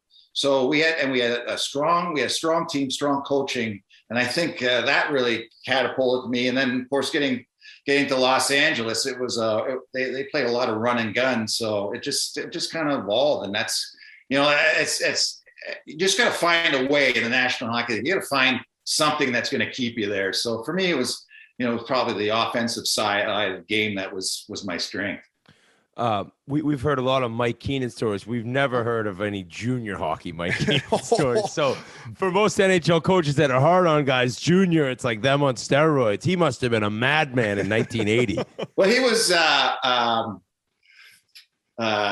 He developed into the Mike Keenan as we all know and love. I have to say that he terrorized the guys. I mean, at junior, every week, we did basically what he said, or you weren't going to play. But I got a Mike Keenan story for me is, and I'll always, be grateful. He, one night we were going to play Toronto, the Marlies, the next day.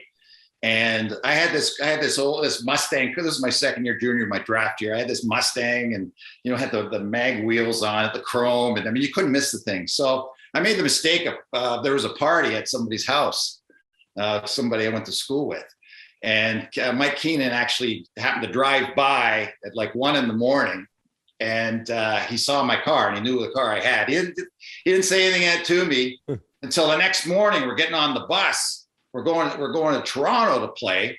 And he calls me in the office and he says, hey, I caught you out last night. And I go, oh my gosh, I'm going to Toronto. My parents are going to be there. I got all these people there. He's going to sit me out in this game. I'm never going to get drafted. My career's over. So he let me stew all bus ride to Toronto. When I got there, though, he did put me in the lineup. So that was a disaster avoided there. So to Mike Keenan, I am ever grateful for that, for him doing that to me. But he was definitely, I would say tyrant's a little strong, but boy, he had his moments. That's for sure. Larry, in that same draft, Paul Coffey went 6th. You guys were opponents in juniors at the time. Did you sort of have a friendly rivalry with him? Did you know him well? What was going on there? Coffey and I played minor hockey together. I think a couple of years. And we actually, we're playing for the Marlies and going into Bantam. I know I got cut my Bantam year at the Marlies and I went and played Don Mills for Bantam hockey. And then I don't know, Coffey, you have to ask Coffey. I was under the understanding he got cut also because he went and played for the Toronto Nats the next year in Bantam hockey. So he went one direction, I went the other. But we did play a couple of couple of years in minor hockey. We played together in a couple of Canada Cups. And he, what's interesting, what amazes me about talking about the probability, talk about a long shot, was Coffey and I played Pee Wee hockey together. And then we both get inducted into the Hockey Hall of Fame the exact same year. So, what's the chance of that? Two little guys on a Pee Wee hockey team getting into the Hall the exact same year. So, I mean, Coff's a good friend. I played with him in in Pittsburgh. So I enjoy playing with him. I mean, what a great player, but also great in the dressing room. One of the funniest guys I've ever played with, the king of the one-liner. So yeah, Kop's a good friend. So I was an honor to go in the hall with him. From the time that you were drafted in junior, I would assume you were drafted by Peterborough. Were you on this trajectory where you knew that you were going to end up being a high draft pick, or was there a lot of work and a lot of jumping in order to go fourth overall? Well, I was drafted. Peterborough drafted me in the second round. The team I played, the junior B team that I was drafted from, was the Seneca Nats, and actually Gretzky played there, I think, the year before. So we had a team loaded with a lot of young guys. We had a ton of guys that were drafted in the Ontario League. We didn't do very well in the league because we're playing teams like St. Mike, who had guys that were 20 and 21. We're like 16, 17. So, we didn't go very far, but it was definitely a big talent pool. So I got picked in the second round. I didn't assume anything going to Peterborough. Whether I tried to be as best prepared I was, tried to have the best camp I had, tried to make, I wanted to obviously make the team. I didn't take anything for granted, and it started. So I ended up making the team, and the year started. We would dress 5 defensemen, and what Greener was doing was a guy by the name of John Bukaboom. Him and me were like platooning, so we were getting out. I don't know how it worked out. We got out every fourth shift or whatever the game. So as the season got along, I started playing more and more and started getting a regular spot in the lineup, and it was just a progression. And then all of a sudden, after my first year, I wasn't eligible for the draft, but at that time, I was well aware that, hey, going into the next year, I got a good shot at getting picked high. So that's kind of the moment where I realized that I was going to. I had a shot at the National Hockey League. But just a story. My second year in Peterborough, my draft year, I did good in school until the second half of my, I was in grade, at that time they had 13 grades in Ontario. So I'm in grade 13. I'm doing great the first half of the year. Then all of a sudden I'm seeing the scouting list come out, and I'm ranked here and ranked there. I'm going, man, I don't need school. I'm not going to school anymore. So I just basically, I just, fluffed through it. And I was able to get all my credits except one, my physics credit. I didn't hand in any assignments, but the teacher was a big Peterborough Pete's fan. So he says, hey, you pass you pass the exam and I'll give you your credit. And that would give me my grade 13, my high school. So, that is awesome. I know I can do this exam. I got no problems. So anyways, when's the exam? So it gives me the date, and it's the exact same date as the NHL draft. It's like, screw that. I'm going to the draft. And, off to Montreal I go, and I never did. I'm still that one credit short, my physics credit. So, I still haven't gone back. Maybe one day I'll go and write that exam. But I said, hell to that. I'm going to the National Hockey League. So off to Montreal. I just got one quick one on Peterborough. When you got there, did you know going in what that rink was like? And for people who don't know, how do you describe that ice surface? Well, it's got the deepest corners in hockey. I mean, I don't know. It's like maybe a 1 foot radius in the corner. That's it. It's the strangest corners in the world. And it's funny. Like you got used to it. I mean, it's just amazing how you had to be careful shooting the puck around the boards, because you could easily, hit the sideboard because it doesn't round that much and the puck could come right out. So it was a home ice advantage without a doubt. It took a little while to get used to it. And I loved it. And on the opposite side, when I got to Toronto at Maple Leaf Gardens I swear the board started rounding behind the net and would round up to the hash mark. The corner wasn't there. There was no corners in that rink. There was just no room back there to operate. And I hated it.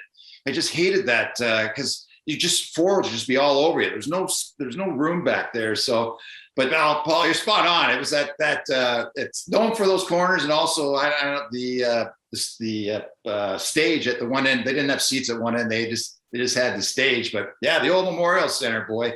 I mean, obviously a lot of history in that building. And you never spent any time in the American Hockey League. And I don't know what the rules were back in the day in terms of, not being able to play in the AHL and having to go back to junior or stay in the NHL. But when you got to that first camp for the LA Kings, any expectations going in? Could you tell right away, I think I can make this team? How did that whole camp transpire into you making the team so young? Well, I I felt good because the Kings said to me, because junior camp start before, they said, yeah, you can go to junior camp, but we don't want you playing in any preseason games for the Petes. So that kind of told me right there that, it was a case of I was going to have to play myself off the team. It wasn't going to be a case of where I had to make the team. If I sucked, then I was going to be gone, obviously. But I knew it gave me a bit of confidence going in. And so we can't. This is a story. We go to it's in Victoria, British Columbia. That's where the Kings started their camp. They would be there for 4 or 5 days, and we play the Canucks on the island, Victoria on the island, and the Canucks would be there, and we would play.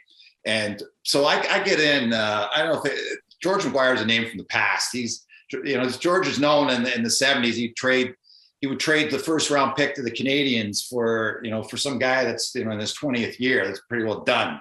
He wasn't the strongest of general managers, but I'll never forget. I get to Victoria. I'm nervous. They have a suite I have to go up to, and it's like 10 o'clock at night. I think by the time I get there the night before camp. So I go up there. Well, George McGuire and all his cronies, they are all plastered. They must have been sitting there drinking all day. They could hardly stand up. So I walk in the room and it's like, hey, Merv, how you doing, buddy? Welcome to the Kings. Like, oh, what the hell am I getting myself into? But I mean, that was just the night before camp. They were obviously blowing off a little steam, but that kind of set me back a bit. Like, hey, I don't know what I'm going to find out here in Victoria. I want to ask you about playing in Southern Cal. At the time, the Kings weren't so good. Was there an adjustment to going from playing in Canada, where it's so rabid and the fans are crazy, to going where basically the Kings were still really not much on the radar? Yeah, well, I mean, they had a good team. I mean, we my first year, I think we were like 4th overall in the league. We ended up losing to the Rangers in the first round. It was a 5-game series then, but they had the Triple Crown line. They had Dion, they had Taylor, they had Simmer. It was as in terms of popularity, there was a hardcore fan base. Most probably transplants from the East or from New York, and I'd say the team averaged maybe 13,000 a game, 14,000 when the Rangers came to town to be sellout. If the Toronto came to town, it'd be a sellout, but they were 13,000, 14,000. Of course, in terms of media, I mean, LA Times, the Kings were page 7. I mean, there was just no coverage. They did have a TV package for the game, so you could see it in LA. But I went to that team. I'd never. In Toronto, they didn't have the center ice package like they did now. You'd see the Leafs one time a year when they came to play Toronto. So I remember going to, after getting picked by LA, I'm looking at the roster, trying to, memorize guys and what they look like, so I would know. I mean, I knew all the big guys, like, as I said, the Triple Crown line was there, and Jerry Korab was there, and Dave Lewis was there, and there's, Gary Unger was there. I mean, there was a number of big guys that I knew, but for the most part, I wasn't really over familiar with it. So it was a shock. The drive from the airport. So we finally get to LA after Victoria. The drive to the airport. We're driving through Inglewood, and I'd never seen anything like it. I obviously lived a sheltered life. I'm going down Inglewood. I mean, which is not the most prosperous area by any means. And I'm going, oh my gosh, what's this is what am I getting into? But hey, it's all the same. Once you start playing games in the National Hockey League, and the LA Forum was a great building. It was exciting. But yeah, I mean, I could not like today's day and age where everybody has a phone. I could have done anything I wanted in that city. It would never come back to bite me. Were you mucking it up at the clubs or with any celebrities, or were you more of a bar guy? Well, the problem was I was 19. I was drafted. I went to LA. I was drafted as a 19-year-old. Went to LA as a 19-year-old. Well, drinking age in California was 21. So I was living in Manhattan Beach. So I was able to. There's Brennan's, there's Ponchos, and there's O&W's. There's the Devil's Triangle, they called it, in Manhattan Beach. I could get in there because I knew the owners, and they let me. And I couldn't get anywhere. And the Forum Club, which was probably the greatest bar of the century. That's where I used to hang out. I used to go. So was those places. I go to the Forum Club. I go to a lot of Laker games, and then especially the Lakers, you'd see. That's when Magic and Kareem and oh wow, that was the heyday. Playing against Bird, Larry Bird. And so yeah, I used to hang out in the Forum Club. It was quite quite the sight to say. Were you still cruising around in your Mustang, or did you get rid of that? Mustang was gone. It actually rusted out. All the panels were gone. It was gave it to my brother. I think he trashed it. So I didn't. For some reason, they were sponsored by Toyota, and I didn't have to buy a car my first year. I got a Toyota Corolla to race around in. So yeah, the Mustang was gone. The rims were gone. I was just driving the old Corolla. So, but hey, it kept you out of trouble, right? Well, hey, so RA's been raving about this new series about the Lakers and Magic. Watching him play live, was it like one of the greatest things you've ever watched as far as sports are concerned? Oh yeah, Showtime. I mean, the Lakers. That was, they were the rivalry against the Celtics. I mean, it was Magic and Bird. I mean, it was fun. I guess I'm aging myself, or I sound like an old guy, but I mean, I love the way the game was played back then. It's a much different game now. Everybody stands out and throws threes. So, I just love it. There was a lot of banging, and Kirk Rambis. I mean, that guy stuck with me. He wore those Clark Kent glasses, and I don't know if he ever scored a point, but he'd be in there underneath the basket, just swinging away for rebounds. So this is an exciting time. Irving was playing. The Dr. J was playing. I loved it. I'm not much of a basketball guy now. It's much different now, but I got caught up in the excitement at that time. Yeah, I felt like the Celtics. Looking back at your rookie year, I mean, I think still hold the record for most points by a defenseman, 76 points as a 19-year-old defenseman is such a wild stat. I guess the only thing that could have stopped you from winning the Calder Trophy is Peter Stastny coming over at 26, right, and getting over 100 points. But what a season it was for you as well. Yeah, kind of like a bunting situation. Yes, Stastny's bunting. He's happy. When he goes back to school, Billy Madison. You want to voice your displeasure again about it, Whit? No, I'm not going to say anything. I've dropped. He lost first round. I got nothing left to say. Sider's my Rookie of the Year winner. It's basically Sider's Larry Murphy and Bunting's Peter Stastny. There you never go. Going to be yeah, exactly. I remember I was talking to Brendan Shanahan when we're working the game against the Leafs right near the end of the year, and he was talking about that. Hey, listen, that's the rules are the rules. He said, hey, for the media, hey, if a guy qualifies, you got to vote for him. You can't say, hey, you shouldn't be there, because for like Bunting, he's played games in 2 previous seasons. He's still eligible for the Calder, but. Yeah, Sider's the truth. Obviously the best. I think hands down, no matter what, he was the best Rookie of the Year. But for me, Stastny comes, plays for the Nordiques. Was with the Czech national team, played in the Czech league. I mean, he definitely had of all rookies, he had the best season by far. I mean, the guy was outstanding. What a career he ended up having. But yeah, I mean, I was thinking, man, the guy's like 26 or 27. What the hell is he being eligible for? It kind of, it was that close. I mean, that's how I look at it. But hey, the rule's the rules. So did you miss out on a bonus because of it? Did you have a bonus in your contract? Yeah, I think it was like $500 or something. I don't know what it was. That was. They were going to fix the transmission on that Mustang. It was probably I could have gotten new fenders for it or something. Yeah. I would have gladly had the money. I mean, obviously, inflation was is a big part of it now. But it's funny to talk about like LA. I remember at that time you had to go. They gave you your check, and you had to go to the bank.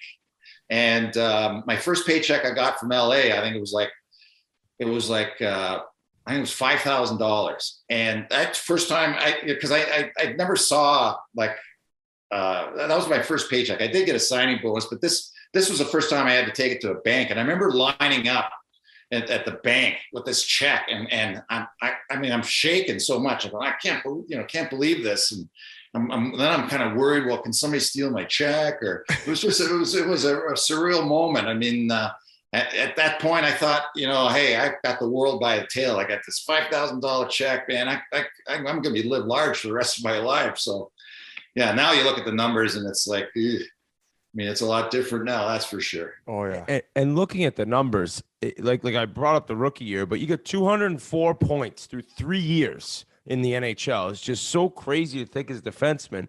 And 6 games into that 4th season, you get traded. Like, I mean, I was shocked when I got traded, let alone what you'd already done and proven yourself to be. And you get this phone call. Like, take me through the story of how that all went down. And it turns out it was just the first of kind of what would be many trades for you. Well, it was I wasn't by any surprise. I've got to tell you the story. I played 3 years. They had an option year at that time for your contract. So I filed for salary arbitration. At that time, the arbitrators were league appointed. So I go to arbitration, and the Kings are at arbitration. There was a discussion, whatever. They said I should be making this, and I said, hey, I should be making that. You obviously try to make your case. So fine, I find out, 40 hours later, I get the result. The arbitrator ruled, he ruled for me, my salary to be less than what George McGuire was willing to offer me. He had freedom to whatever he wanted. So McGuire offers me this. I wanted that. I get offered lower. So I'm pissed. So I go to George and I say, hey, I'm not playing for this. This is a scam. I mean, what's going on? Trade me. So he traded me all right. It was like 3 days later. That's when I found out I got traded to Washington. And the story being, I was at an AC/DC concert at the LA Forum the night I got traded. And somehow somebody got a hold of there's no cell phone. Somebody got a hold of an usher, and an usher comes down and says to me, hey, you got traded. I just found out you got traded to Washington. The guy told me who called him. So I believed him. So I'm figuring, well, I'm halfway through this concert. Well, I'm not going home. I might as well sit here and watch the concert. So I watched the rest of the AC/DC concert, and then, well, I'll worry about Washington tomorrow. So that's where I was when the first time I got traded. You and Kurt Rambis were doing some headbanging. Yeah, you know what? We were Kings there late. Rambis was probably, I was like row 20. I bet Rambis was like row 2 or row 1. That was the way the pecking order worked there. That's for sure. It was all about the Lakers, and Jerry Buss on both teams. So, but he was definitely a basketball guy. He treated us great. Don't get me wrong. He came to the games, and he put 4 seats in between the benches. Buss and Jerry Buss was a guy that liked to hang out with, Playboy bunnies, whatever. So it was always, every game was like, I wonder who's going to be sitting with Buss in those seats. He'd come out, and you always got to take a look over there to see who Buss. So basically every game was like behind the Dallas Stars bench in game 3 of the playoffs. Oh, yeah. Tits out for the boys. Hey, they're trying to get your testosterone going so you guys can play a little harder. I saw. That was. Oh my gosh, that was incredible. Unfortunately for us, I mean, the way the form was, we didn't have to worry about that. The seats weren't that close, but I go, oh my gosh, I can only imagine what was said. You alluded to the $5,000 check and, how excited you were. And then after doing what you did for the first 3 seasons, now, is it rude to ask, like, how much you guys were getting screwed back then based on how you would perform and how you would be compensated? Like, what kind of numbers are we talking here? And what did you feel that you were entitled to at that time? Well, I was 4th overall. So I signed a 4-year deal. I got $90,000 to sign. And then I was getting, I got 80, 85, 90, 95. And that was probably, that was right in there what guys, first round picks were getting at the time. At that time, that was, Alan Eagleson was running the Players Association. We even finally found out what was going on there. So, at the time, I was making, I was cleaning golf clubs. Before the previous check I got in junior, you got a $19 a week check. So, I felt really good about it. I was excited. Of course, looking at the situation now, of course, it doesn't seem so much, but at the time I felt really good. So when I got to Washington, so I think that the arbitrator awarded me 110 or 120, and McGuire was willing to go like 140. I wanted like 180. So when I got to Washington, I got I can't remember what I got, somewhere in between what LA had offered me and what I was getting. So it's it was still the numbers are much smaller, but still, hey, it was life changing without a doubt for me. It's I wasn't at that time. I wasn't thinking by any means I deserved more. I was so grateful for what I got. Larry, there's so much to cover in your career. I think we'd be remiss if we didn't mention the miracle in Manchester, just to stick with LA for a little more. Back April of '82, you guys are down 5-0 to the Edmonton Oilers going into the third period. Game 3 of a best of 5. I think the series is tied 1-1. You guys score 5 in the third to tie it, win it in OT, and you had a pretty prominent role in a couple of those goals in the third period. Was that the wildest comeback you were ever a part of at any level?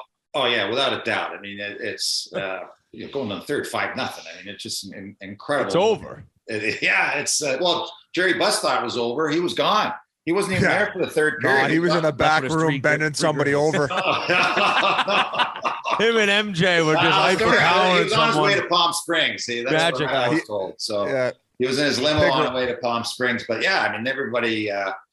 I'm sure people left in the building. I can't really remember what happened there, but I mean, you guys have been in the dressing room. When you're down like that, I don't think anybody, no one's going to stand up and say, "Hey, we can win this game." But it's kind of like, "Hey, we gotta establish something for the next game. Let's not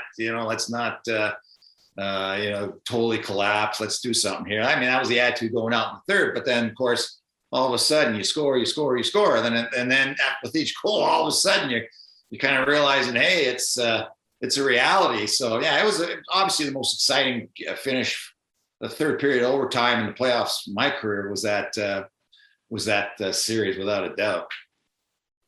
So then you're in Washington. We mentioned the trade. Scott Stevens, he's a guy you played on the team with a lot. Were you paired with him much when you were in the Capitals? I played with Langley. Rod Langley was the guy I played with basically the whole time I was there. Talk about underrated, huh? What a great! I say Rod Langley won the Norris twice, and I would say Rod Langley was the greatest defensive defenseman you could say ever play the game.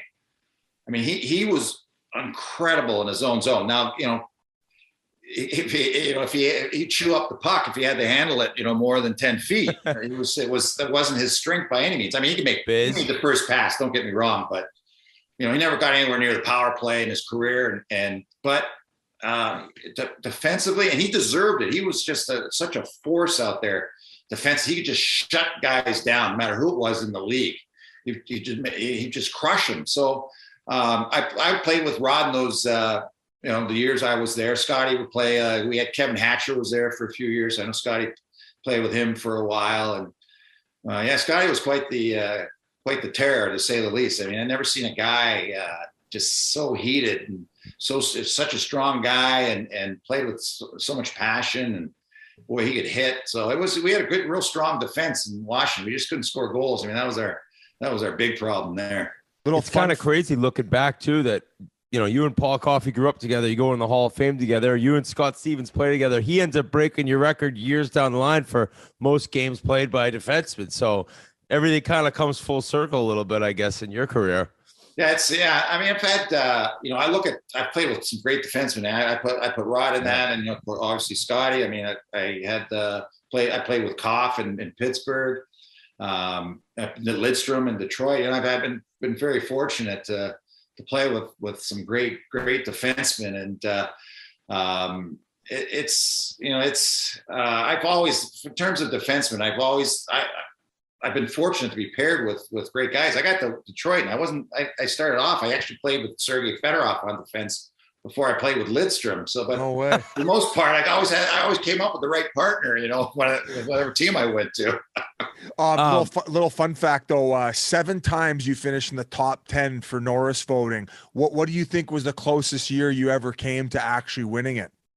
I think the closest year I came was, I think 1 year in Washington where I led the team in scoring. That was probably the closest I came to winning. I never really, I was never a favorite in any year I ever played, which, I mean, it was fine with me.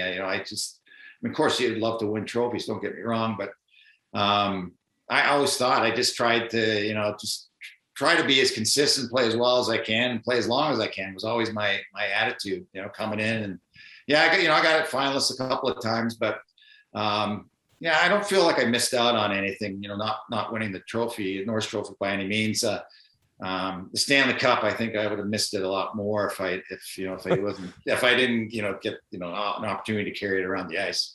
A guy I got to ask you about, and someone I'd love to interview someday is Mike Gartner, and he was the 4th overall pick the year before you. So you saw him in the OHA, and you saw the development and playing against him when he was young. But kind of describe to the listeners and myself, like, besides the speed being the number one thing, just a game breaker overall, like goal scoring. He had every ability, right?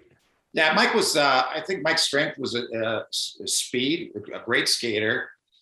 And he had a great shot. He had the ability to put himself in the scoring positions a lot just through his skating. Like, he could beat guys wide constantly, and he wasn't shy about cutting towards the net. He wasn't the guy. He wore shoulder caps, and he wasn't the guy that threw his weight around. But he would never, you'd never be discouraged. And then one thing about guards, I've never seen a guy lose his mind if somebody grabbed his stick. I've seen, you see it all the time. Guys grab a stick. Not as much now as it was a bigger part of the game, but guards would lose it. If a guy would grab his stick, he would try to break his stick over the guy's head.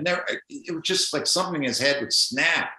He just drove him nuts when guys would grab his stick. But I played with guards. When I got traded with guards to Minnesota.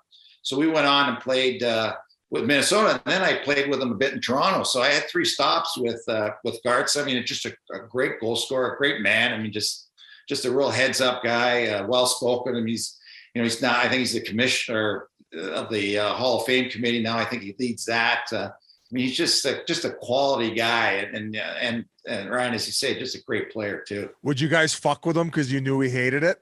Oh yeah, well, Gartz, the one thing with guards, I talk about guys messing with. We were in Quebec City playing, and Gartz was like with his sticks. It was, he taped them up, and he would set them here, in a certain part of the room, and they'd be like 3 inches apart. And he probably slept with his sticks. He just loved it. But I'll never forget in Quebec City, somebody grabbed a hold of his stick, and no one really knew what was going on. They put it on the table in the middle of the room had a Sharpie. Say, hey guys, this was Gartz's game stick. He already had it ready to go. Hey guys, can you get this stick signed for me? I got somebody here.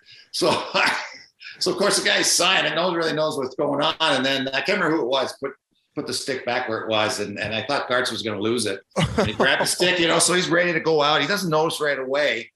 But then he's just getting ready to go next, and then he takes a better look at it, and he sees all these signatures on it.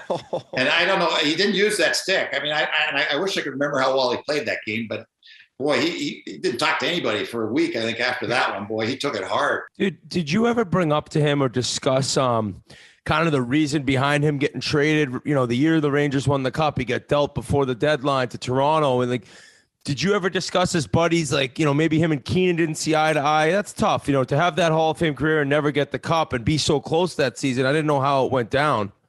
Yeah, just bad timing, of course. It's got to obviously sting. He's with the Rangers. I know that. Got a sniff, and but he, unfortunately, he's not there for that cup. And I know, I'm sure it's. As a player, especially a guy who's played that long, I'm sure he just wishes he had his chance. And you got, a lot of it's timing. I look at me. I never really had much of a sniff until I got to Pittsburgh, and then all of a sudden they get 2 cups, and then I'm in Toronto. The deadline comes. I have no idea that I'm getting traded to Detroit.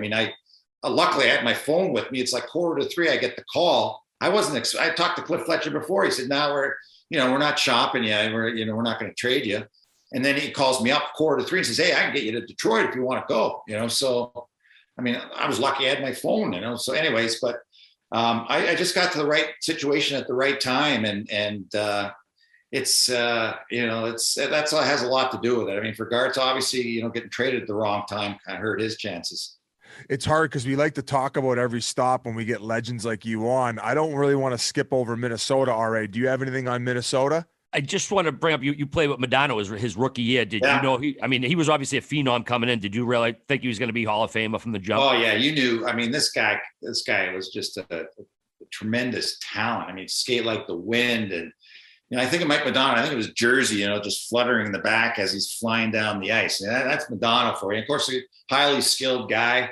mean, he had just a tremendous career. Great. I love the guy. I mean, he was came in as an 18-year-old. I mean, everybody just loved him right off the bat. He just had that personality where, I guess you'd say, unassuming. He was just happy to be there, and it was Minnesota was it was a good time for me. I was actually kind of disappointed. I got traded.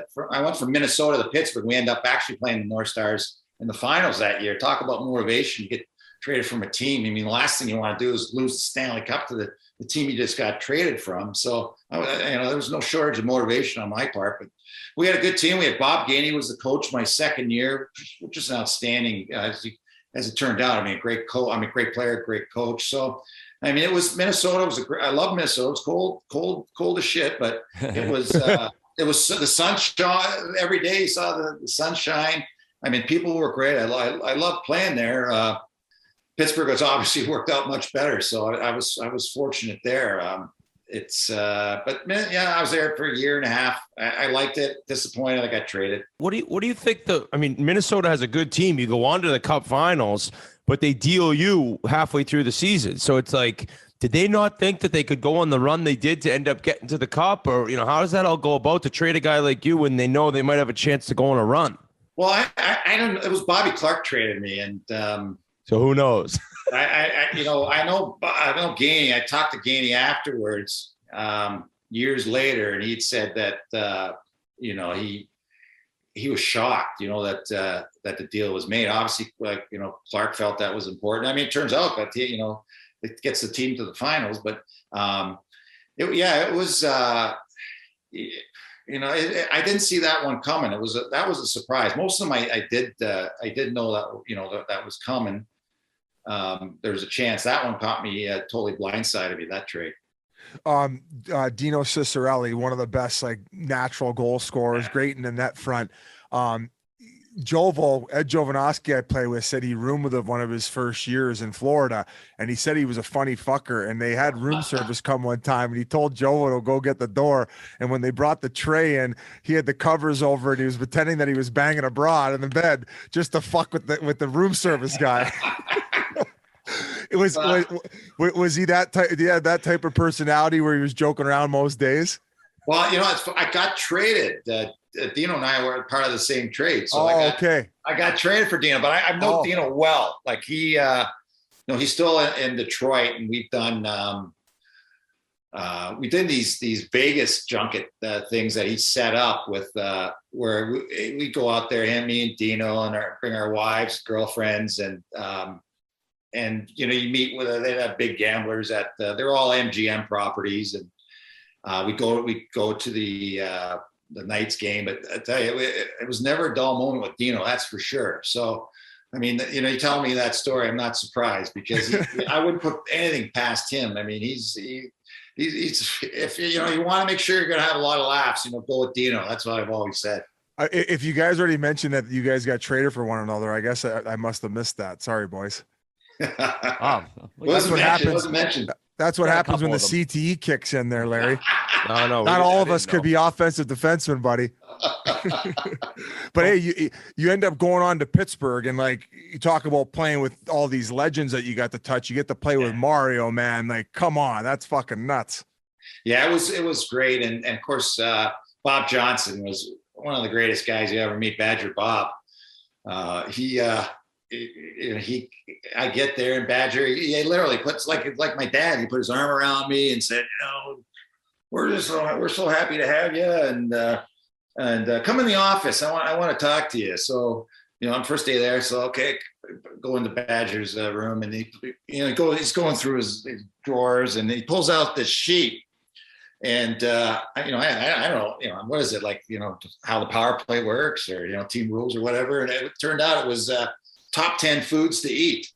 And he goes, hey, he hands me this sheet. And he goes, hey, I want to make sure you check off some of these when you're eating. It's important. So I mean, that was my first experience in Pittsburgh, is Badger giving me the top 10. I remember bananas was number one on his list. Now I don't know if bananas are good for you, but we had lots of bananas in the room. That was a constant. But yeah, it was. I mean, Mario's there. I mean, Brian Trottier was there. I mean, I played against him. I was in Washington those years, and I think LA too. Yeah, I played against him when I was in LA too. I mean, Trotz was just such a force out there. One of the all-time greats, and he was such. I mean, he played such a great role in Pittsburgh because they turned out to get Ronnie Francis, so they got Mario and they got Ronnie 1-2. And Trotz is playing as the third centerman, but Trotz was just there. He just wanted to win. I mean, I've never seen a guy. He had no problem. If Badger played him 5 minutes or 15 minutes, he gave every shift. He gave it his best, and what a leader he was. So he was impressive. Of course, Yager was there. Turned out to be one of the greats. It was his first year. Badger was the perfect coach for him because he was such a father figure, and really, Yarmer was a little overwhelmed at times emotionally. I mean, just moving to North America and everything that they have to deal with in the National Hockey League, and Badger brought him along. I mean, Koff was there, so we had Stevens, we had Recchi, I mean, Joey Mullen. I mean, it was just. Man, we go out there. It didn't matter if we gave up 4 goals in the first period because we could get 8-7 in the third. I mean, it was How wild. fun was that?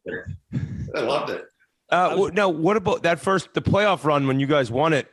You had crazy numbers, over a point per game. Were you a part of that first power play? What was that first PP? I'm guessing, obviously, Mario and Yogs, and then were you up top? Or? Yeah, me and Koff would play. Like, Koff was there my first year, and then Koff got traded after that, but it was like Yager was even like he was playing mostly second unit, but our second unit, I mean, he would put, like, say he had me, Coffee, had Recchi, Stevens, and Lemieux out there, but then he'd come with, he had Mullen, he'd have Yager, he'd have Trotz, he'd have Francis. I mean, it was just incredible the amount of offense that the team had. So scoring goals was never an issue. But as it turned out in the playoffs.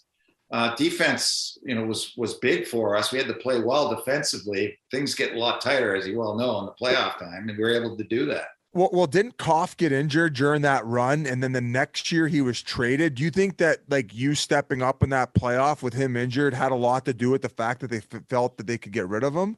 Well, I don't know what Craig Patrick's. That's a question for Craig. What his thinking was on that. I have no idea. Koff was hurt for a lot of that playoff run. Came back, I think in the final series, he was able to come back.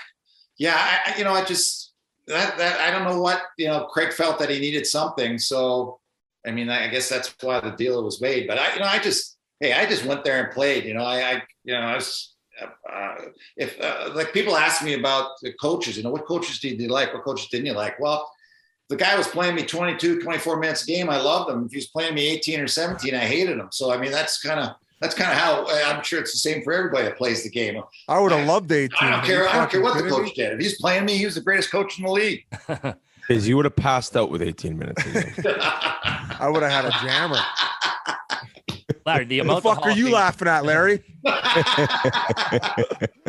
The amount of Hall of Fame teammates you have is stunning. I wonder if it's the most in the expansion era. But I wanted to ask about the locker room hierarchy. You got a guy like Mario in there, super duper star. Then you add a guy like Brian Trottier. He's won 4 times. He's a respected veteran. How does that sort of work? Is Mario still the chief of the locker room? Is it changed or what? Yeah, Mario was always the chief, and he's still the chief. I mean, that's without a doubt. I mean, he the alpha. The show. He didn't. He didn't. But he didn't say a lot, he didn't try to, he led by example for the most part. And he was hurt, quite a bit. He had a back issue. I mean, he had cancer. I mean, I to this day, I believe that if Mario was healthy throughout his career, he would have Gretzky numbers without a doubt. He started dealing with back issues after his first year. I mean, I played games against Mario where somebody would tie his skates. I mean, it's just, and you didn't know every time he came to the rink, you didn't know whether, Mario would be able to play or not. When he played, of course, look out. But he was a guy, he was the franchise without a doubt. And then, I mean, a great, joy, he was a great guy to be around, a lot of fun. He spoke for the players with the coaching staff. He was the go-between, and if something needed to be said, he would say it. But he wasn't a guy. He wasn't a rah guy by any means. That's for sure. So we got to go over Detroit, but in Toronto, because you end up going to Toronto, like I know you mentioned already that you're the stud and the team's struggling, you're going to catch the abuse, but it's kind of legendary in terms of the player you are to catch that much, heat from a fan base. Like, is that something where even after 2 cups and all the games you'd played, like you're going home after games and you're pretty miserable, like you're almost wondering, what am I still doing playing here? Like, was that a really tough thing, even having the success you'd had prior? Well, it was. I was disappointed in how we're the easiest solution for when things are, when the fans are disgruntled and the media is going to town on the team, and I mean the best way out of it is to win. I mean, winning solves all problems, and I just thought the team was in turmoil. Pat Burns was there when I first got there. He ends up getting fired. They bring in Nick Beverly. He was a scout. They bring him as head coach, as a stopgag. I mean, it's just the team just really kind of lost its way. We had some big pieces. They were just coming off years. I mean, it was a few years earlier when they took the Kings. That it was the semifinals, went to Game 7. Gilmore was still there, and Sundin was there, and we just with PX Potvin, we just really, was disappointing that we didn't do better than what we did. And that's kind of where I didn't care about the heat that I would take. It was I knew how well I was at the point in my career where I knew how well I was playing. I knew if I was playing great, if I knew I needed to play better. I mean, I just kept that focus for myself. That's how I got through it. But I mean, I grew up a Toronto Maple Leaf fan, and I wasn't looking to get out of there by any means. I always believed that around the corner, things were going to get better. We had pieces there, young guys coming in. We had,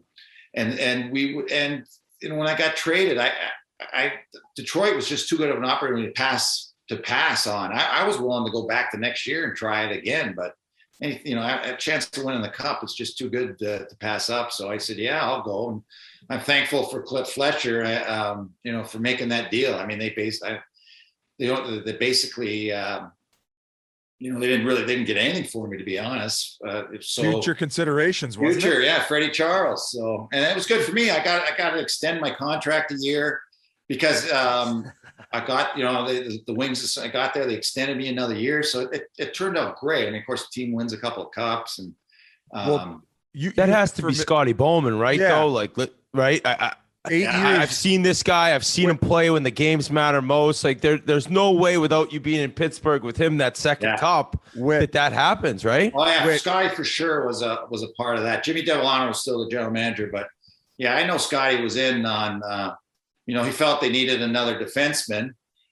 So, but Devellano made the deal.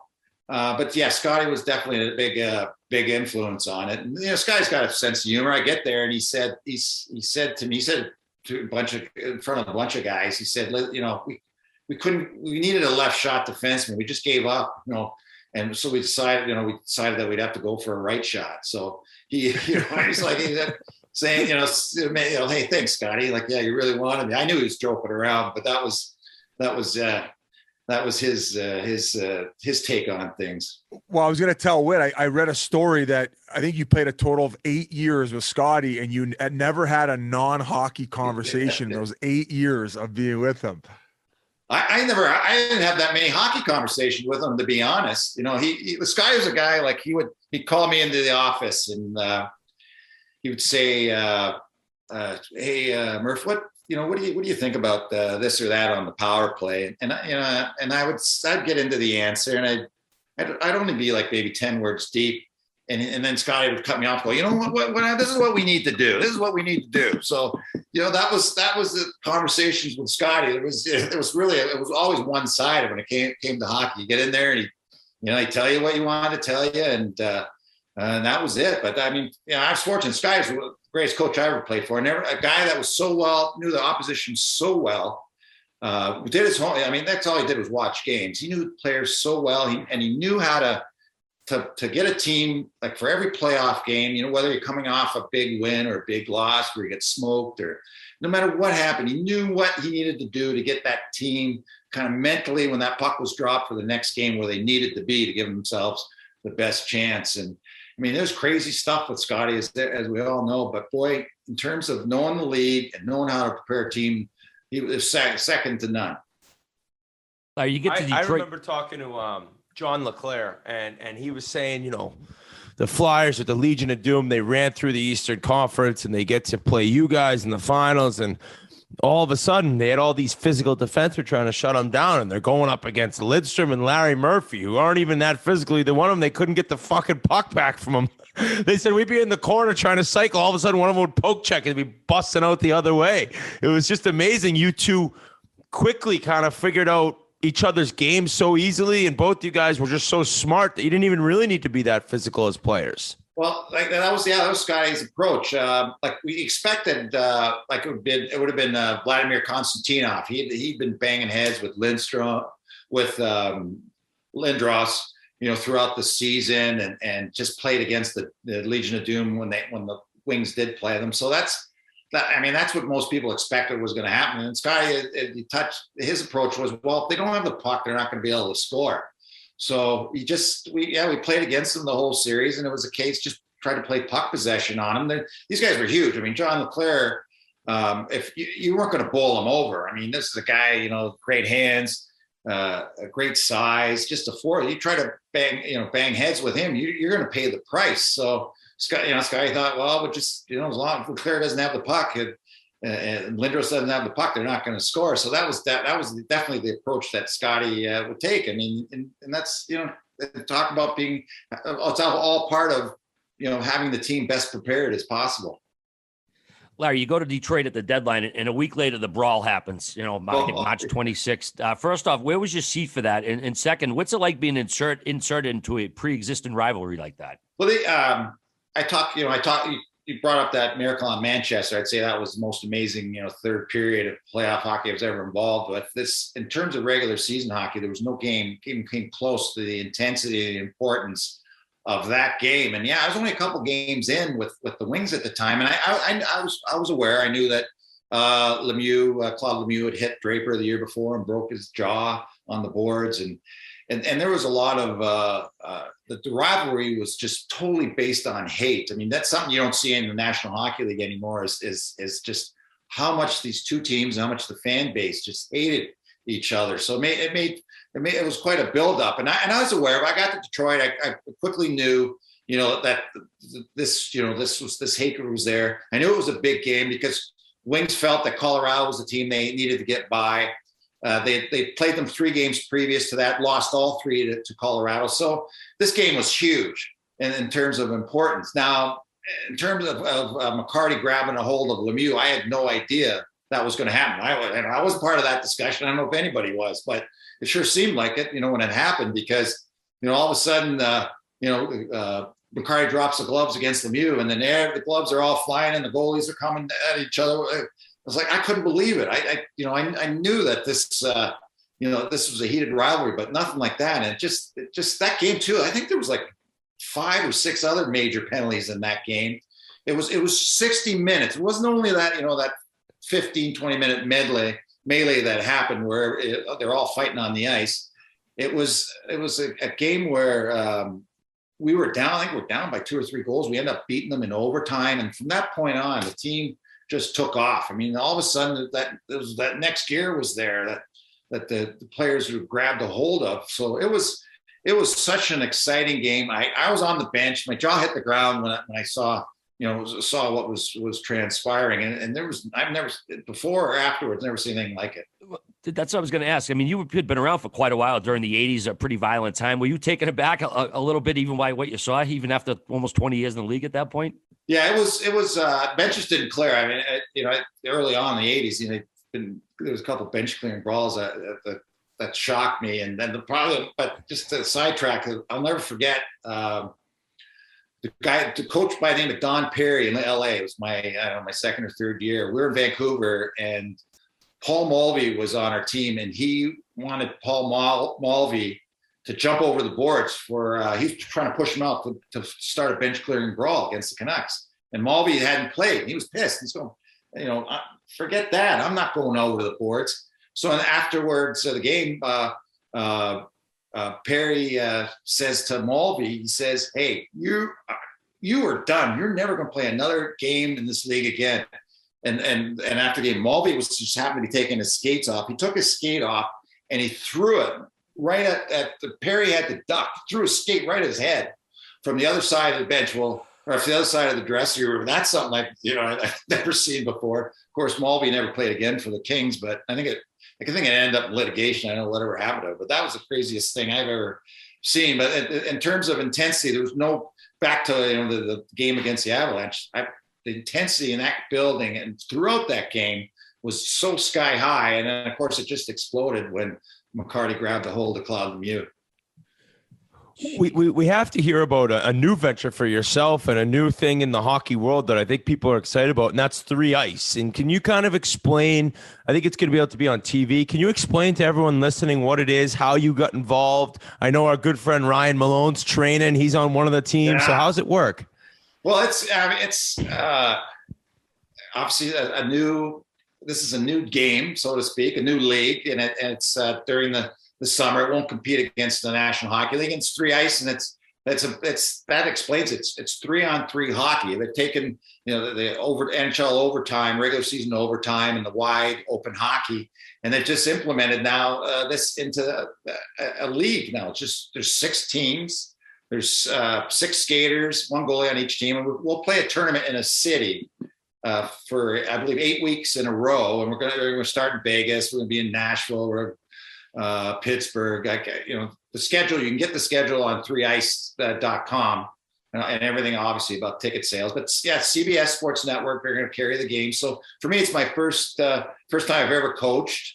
We had a training camp in Las Vegas and draft selection. So I'm coach slash general manager. So I had to pick these guys, that watch them. And then of course you get what you can on-online and put it together. So I'm excited. I can't wait. It's going to be a tremendous product. These guys, we did a dry run during the camp of the tournament, and the pace.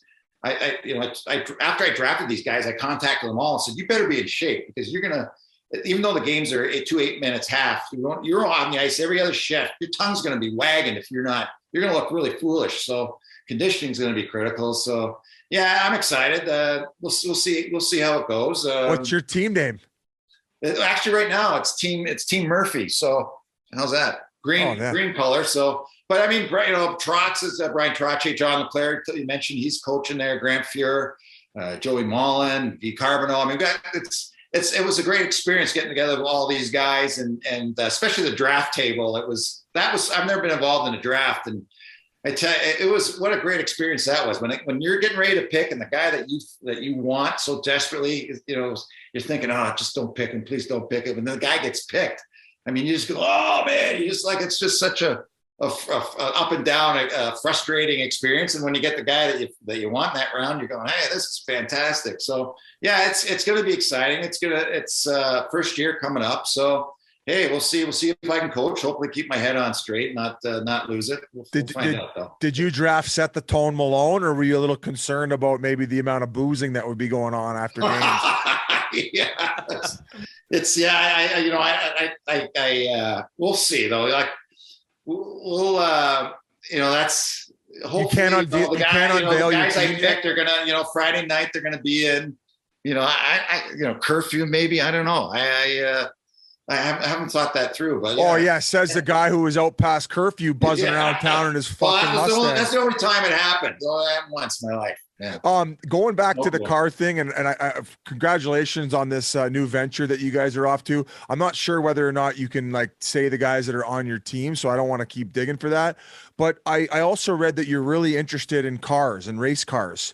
Yeah, we've raced. There's a series.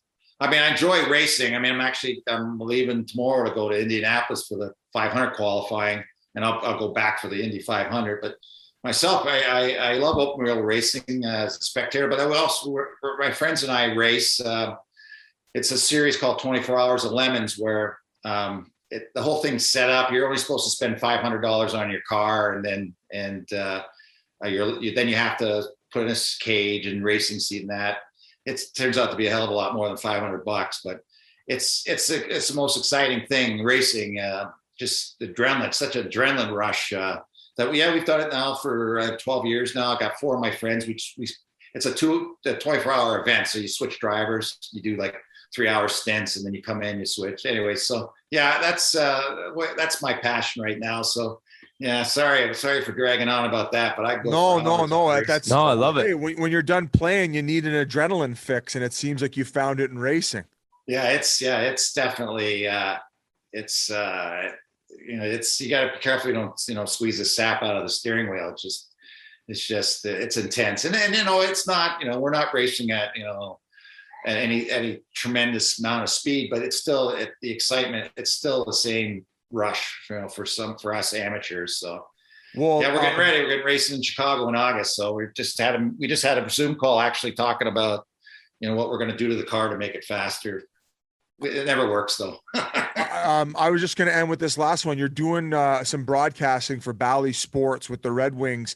I'm sure you're really excited with where this team's going. You got Yzerman in the driver's seat. What should these fans in Detroit expect? What's going to happen here in the future? And have you enjoyed the broadcasting side of things?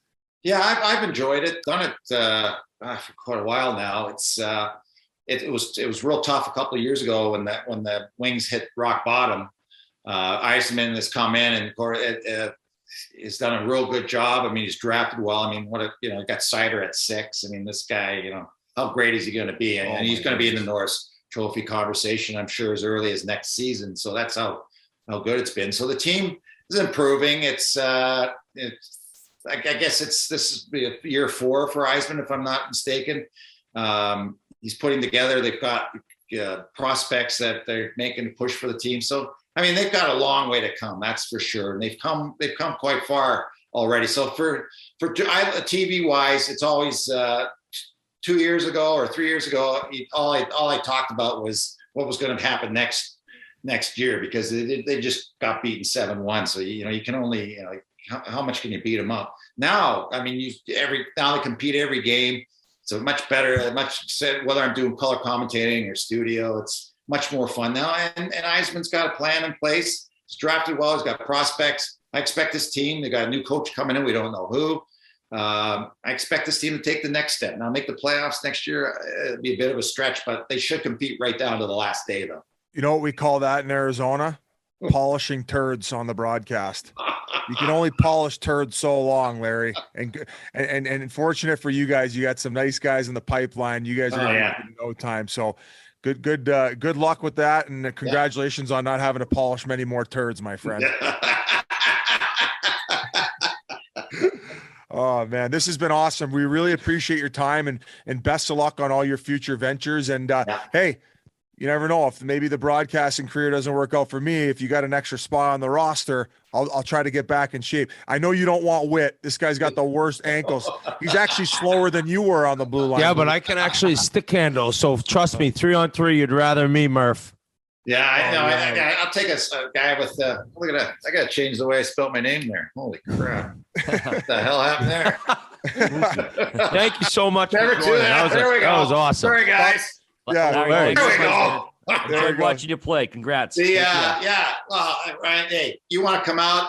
I can't promise you too much ice time. I think I need you there more for the dressing room. So we'll see. We could use you though. We'll bring the Pig Whitney and post-game pops, my friend. Somebody's got to bring the beer. Huge thanks to Larry Murphy for joining us, man. Such a great defenseman. I mean, I played for a handful of teams. Sometimes you think, what's up with this guy? But he was so good. Everyone wanted him, man. All right, you made a great call. I don't know if there's been a guy to play with more Hall of Famers. He's got Lemieux, Francis, Yager. The list goes on in Pittsburgh. You go to Detroit with Fedorov, Yzerman, Lidstrom, the Russians. In Toronto, he had Matt Sundin, Gilmore. It was it's crazy. I think he had 20 guys in the Hall of Fame he played with. Yeah, that's wild. Insane. One of our listeners, I'm sure they know in the modern era, the expansion era, who's played with the most Hall of Fame teammates, eventual Hall of Fame. It has to be him. It's got to be, right? So anyways, his interview was also brought to you by Roman. Hair loss is frustrating and can be confusing. Take my word for it. But don't get me wrong. The world is full of handsome bald heads. But that doesn't have to be your style if you don't want it to be. The sooner a person starts treatment for hair loss, the easier it is to keep the hair they have. And sometimes folks even can regrow some of the hair they lost. For a lot of men, losing their hair can mean losing their confidence. Thankfully, Roman makes it easy to treat hair loss with a range of prescription and over-the-counter products to help you feel more confident from the top down. So whether you're rocking a buzz cut, braids, or a mohawk, you can find hair loss treatment to keep your style the way you like. Get more confidence from the top down. Go to getroman.com/chiclets. That's getroman.com/chiclets. All right, boys, moving over to the East. The Rangers in Carolina, they're going to be playing Game 7 shortly. We're going to come back on the air and cover that one. But first, we're going to talk about Game 6 Saturday at MSG. Carolina failed yet again at winning a playoff game on the road. They got waxed by the Rangers 5-2 to set up the only Game 7 of the second round in Raleigh tonight. Igor Shesterkin stopped 37 of 39 shots, had 2 assists, and even had an interference penalty for good measure. First goalie with 2 assists since Pekka Rinne back in 17. Filipino had a pair of goals. Mika Zibanejad stays red hot, scores in his 4th straight game. Rangers now 4-0 when facing elimination. And Anthony Ranta, man, this guy is Dr. Jekyll and Mr. Hyde. He got yanked after giving up 3 goals on 13 shots, 2 of them pretty bad. Merles, let's go to you first on this one as a New York guy. Yeah, I mean, I feel like I'm part of the team right now with the amount of hamburgers I've been eating down at Mika Zibanejad's restaurant. And every time I do it, he's scoring a goal. I'm gaining pounds and he's gaining votes for the Conn Smythe as we speak. So they're going to need him. Oof.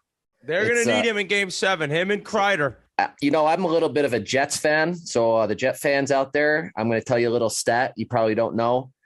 You're going to be pulling for the Rangers tonight because that second round pick you traded for Kopp turns into a first round pick if the Rangers advance past this round. Wow, little nugget from Pearl. Little nugget. Oh yeah, a little good juju for the Rangers. I'm trying to drag more people into this Rangers team as I can.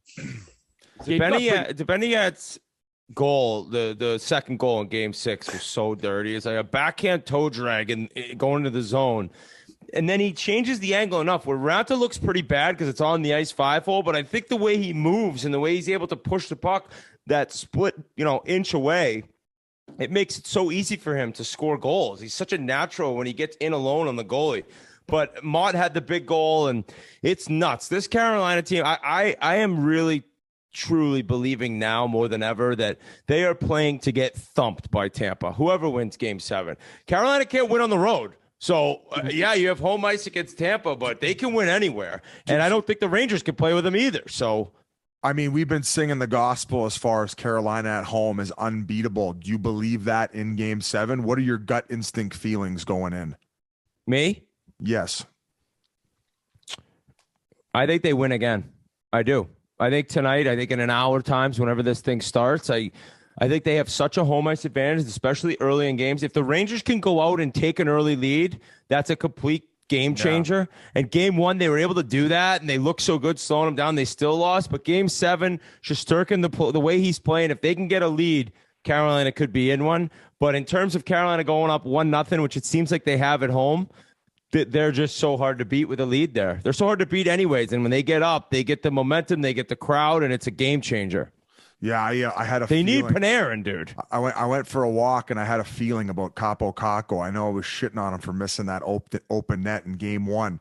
Remember when it was 1-0 late in the third, and he missed that wide open net that could have sealed Game 1, and they would have actually beat Carolina on the road?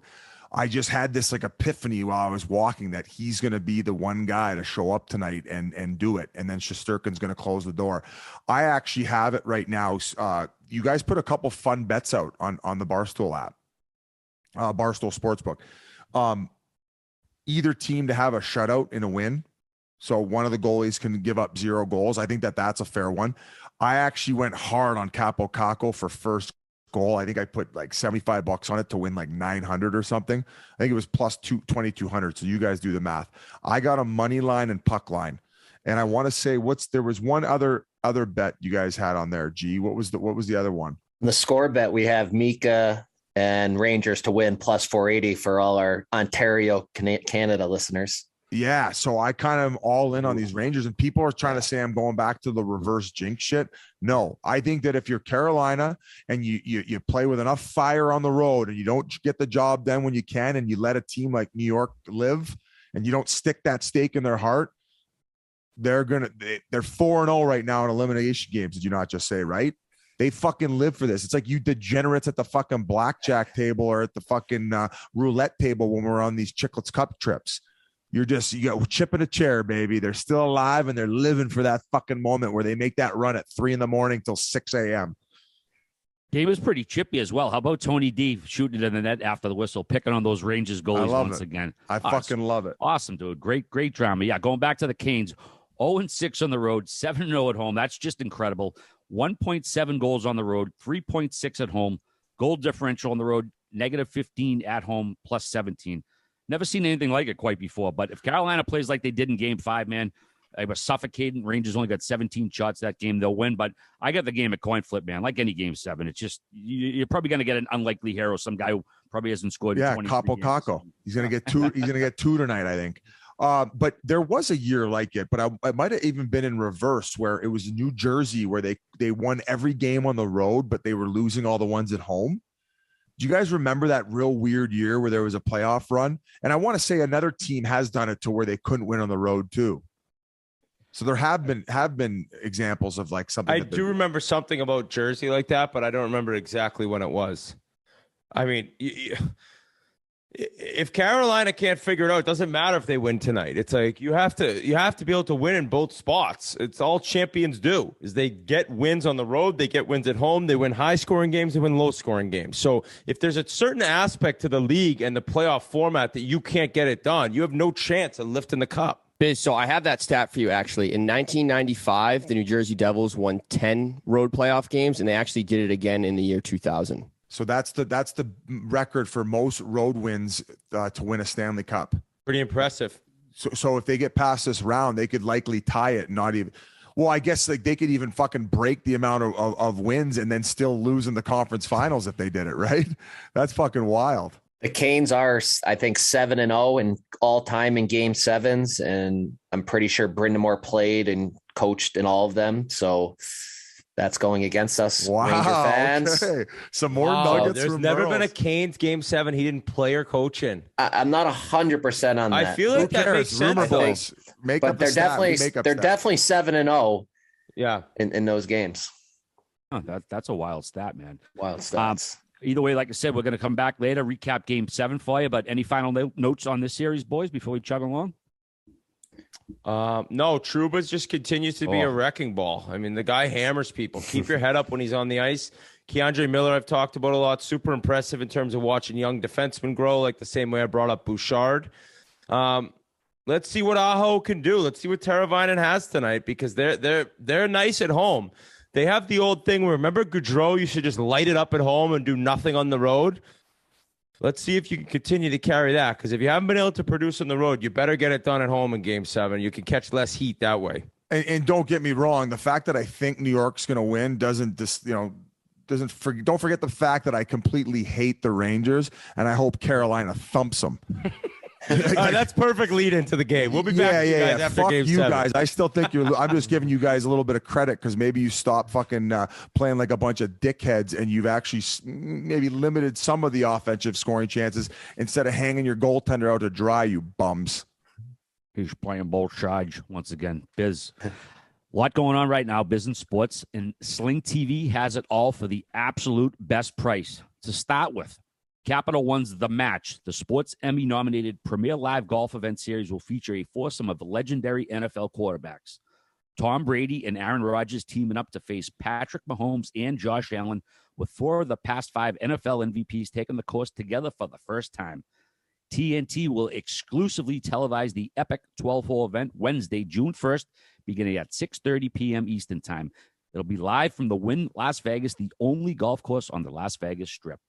Sling will let you also stream TNT live whether you are at home watching on your big ass flat screen TV or on the go with a phone or tablet and connected to the internet. Then, starting June 2nd, you'll be able to follow the NBA Finals and the NHL Finals. Events on ABC will be simulcast on ESPN3, and right now you can get all of that for half the price during your first month. So, less than $18, which is lower than any other streaming service out there. Pretty cheap stuff. You'll also be able to follow the Barstool Sports channel, which features a nonstop feed of Barstool's most popular shows, including The Yak, Stool Scenes, The Brandon Walker Show, and Kelly Keegs on the Other Line. Whatever you're into, Sling is where you can find the live sports you love all in one place. Go to sling.com/Barstool to sign up now and try it for half the price during your first month. Get on that Sling TV, gang. All right. Hey, before we go over to the World Championships, can we all agree on that call on Ian Cole was as soft as puppy shit for the cross check that led to the goal? It was like, such come a dive. on here. What a dive. And listen, like, whatever, man, do what you got to do to get the power play. But for a guy who's been wrecking guys' noggins and faces all playoff long, I think he can handle that fucking cross check, for fuck's sakes.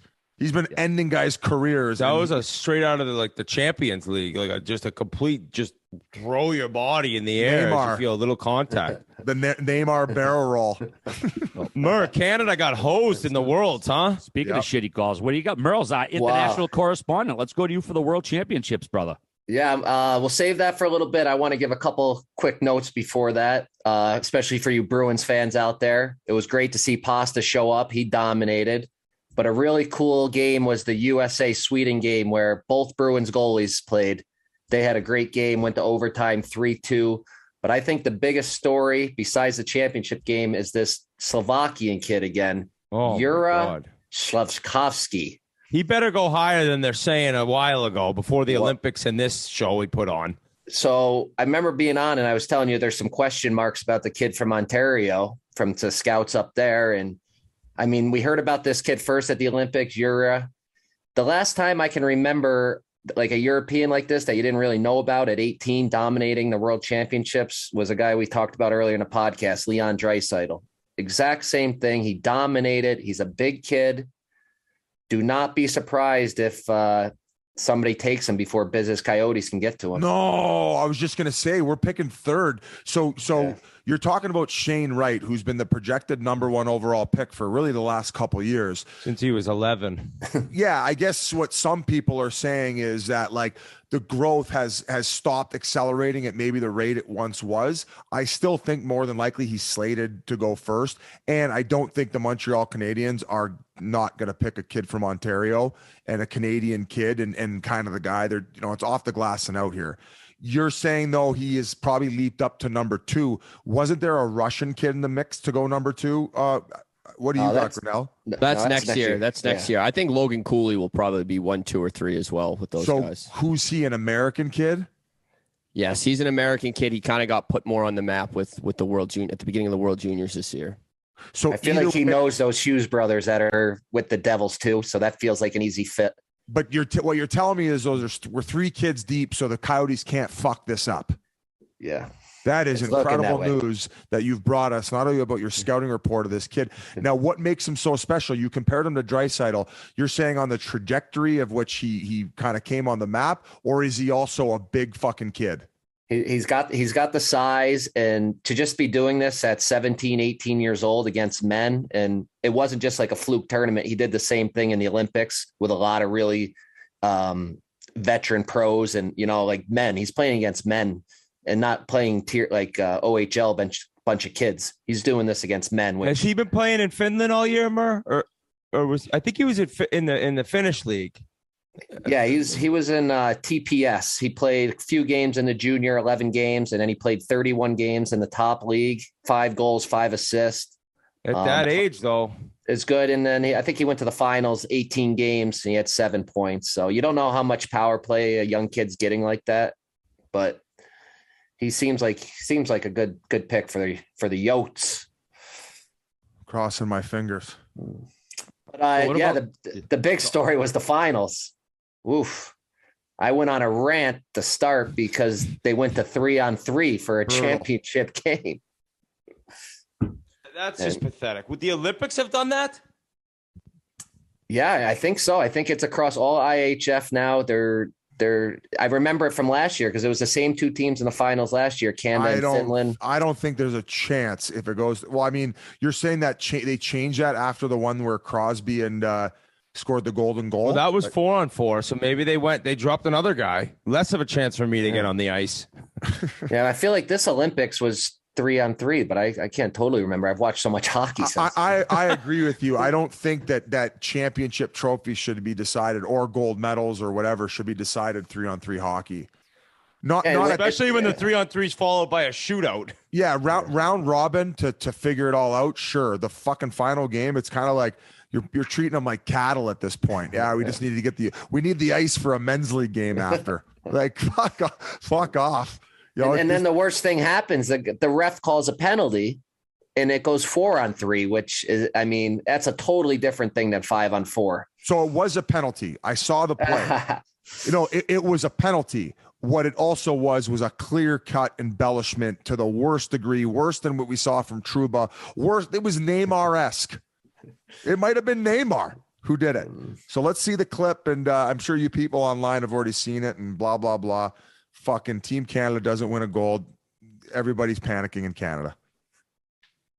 That Merle's from International. Any final notes over there? I knew you're a correspondent. Oh, that was good. ABR crew, we won a lot of bets on that. It stinks when you don't win the last game. We were on Canada, of course. We were up 1-0, and we gave it away. But it was another successful tournament, and I love the international hockey because you get the action during the day, and then you roll the profit right over to the NHL at night. Did you make anything this one? Yeah, I did good on this one. This was a good one. He finally won. He gives out winners. He just ends up down in his own account. It's the basketball and baseball bets I'm following from everybody else. Have you made any decisions on who you're picking in these playoffs yet? Or are you going to wait till right before game one of the next round? Well, that's the thing. What I've kind of found here, I go on record for the series pick, which I think is the right pick at the time. But I mean, I'm a hockey player. I'm a sports gambler. I watch the game, and okay, I can change my idea who's going to win the next game. Like, yeah, all right. You have Carolina to win the series, Merles. Yeah, but the Rangers are at home. They're dominant. They're going to win. Like, and the same with that Tampa Florida series. Merles, you had Florida. Yeah. After game one, I knew Tampa was winning that series. I'm going to start putting my money on Tampa. There you go. And boys, I'm also quickly before we go watch this game, I'm one game away from 12-0 picking the NHL Stanley Cup. You've been on a series. heater. So Carolina gets it done. I'm legitimately the opposite of Biz Mushy. So we'll be back to you guys soon, and hopefully we get a good game here. So we'll talk to you in a bit. Well, gang, we said we were going to come to after the Rangers Hurricanes game, but we're on early, man. Canes didn't show up. Dud of a game from them. Rangers are blowing them out. It's 6-2 right now, a little under 3 minutes left in the period. Chris Kreider, this kid is an absolute fucking stud when it matters most. Igor in lockdown mode. We're going to get Rangers, Tampa in the Eastern Conference Finals. But first, let's go to you, Whit, on this game. Bit of a disappointment for a Game 7, eh? Big time disappointment. I was kind of hoping for an instant classic, and I think every hockey fan other than Rangers fans, I guess, we're hoping for that as well. The Rangers fans got what they wanted, a complete blowout. And the first thing I'll say is I'm not trying to pump my own tires, guys. I never do that. But I mean, what I say about Carolina a long time ago, they don't have a superstar. They don't have a game breaker. Really bad luck with Anderson missing the playoffs. That's just a kick in the dick. And Ronta was great. I mean, he's kind of ultimately jinxed tonight. The announcer, I think, said, this is his 11th straight start. He's never started that many games, regular season or playoffs in his career. Boom, he goes down with an injury, which has kind of been his Achilles heel, no pun intended. The entire time he's been in the league, he can't stay healthy. So the Canes end up going down because when it mattered most, they don't have a true game breaker. I thought Svechnikov had a great game. He was buzzing around. Couple of real big early chances, but Fox to come in and get that goal, awesome screen on the first goal. It was just from then on Rangers. And Fox has, I think, 17 points now, or 18 points in the playoffs. What a player that guy is. And Kreider also, he's got 15 goals in possible clinching games for the Rangers, or maybe knockout games. All right, you might know the difference. The Rangers, we got to give them credit. We called them Fugazis. Biz was all over them. The team. Not we. What? So not we. Sorry, just Biz called them Fugazis. Not all of us didn't call them Fugazis. Sorry, I didn't mean. Well, I said we all should give them credit. I believe so. No, I thought you said we called them. We all called them Fugazis. Either way. Oh, I meant me and Biz. Sorry. All right. What do you got, RA? No, Biz? I don't know. Fuck. Like, what was the take it away, RA? I'm basically. I didn't call them Fugazis. I think I picked against them, but I threw some money on them a couple rounds ago.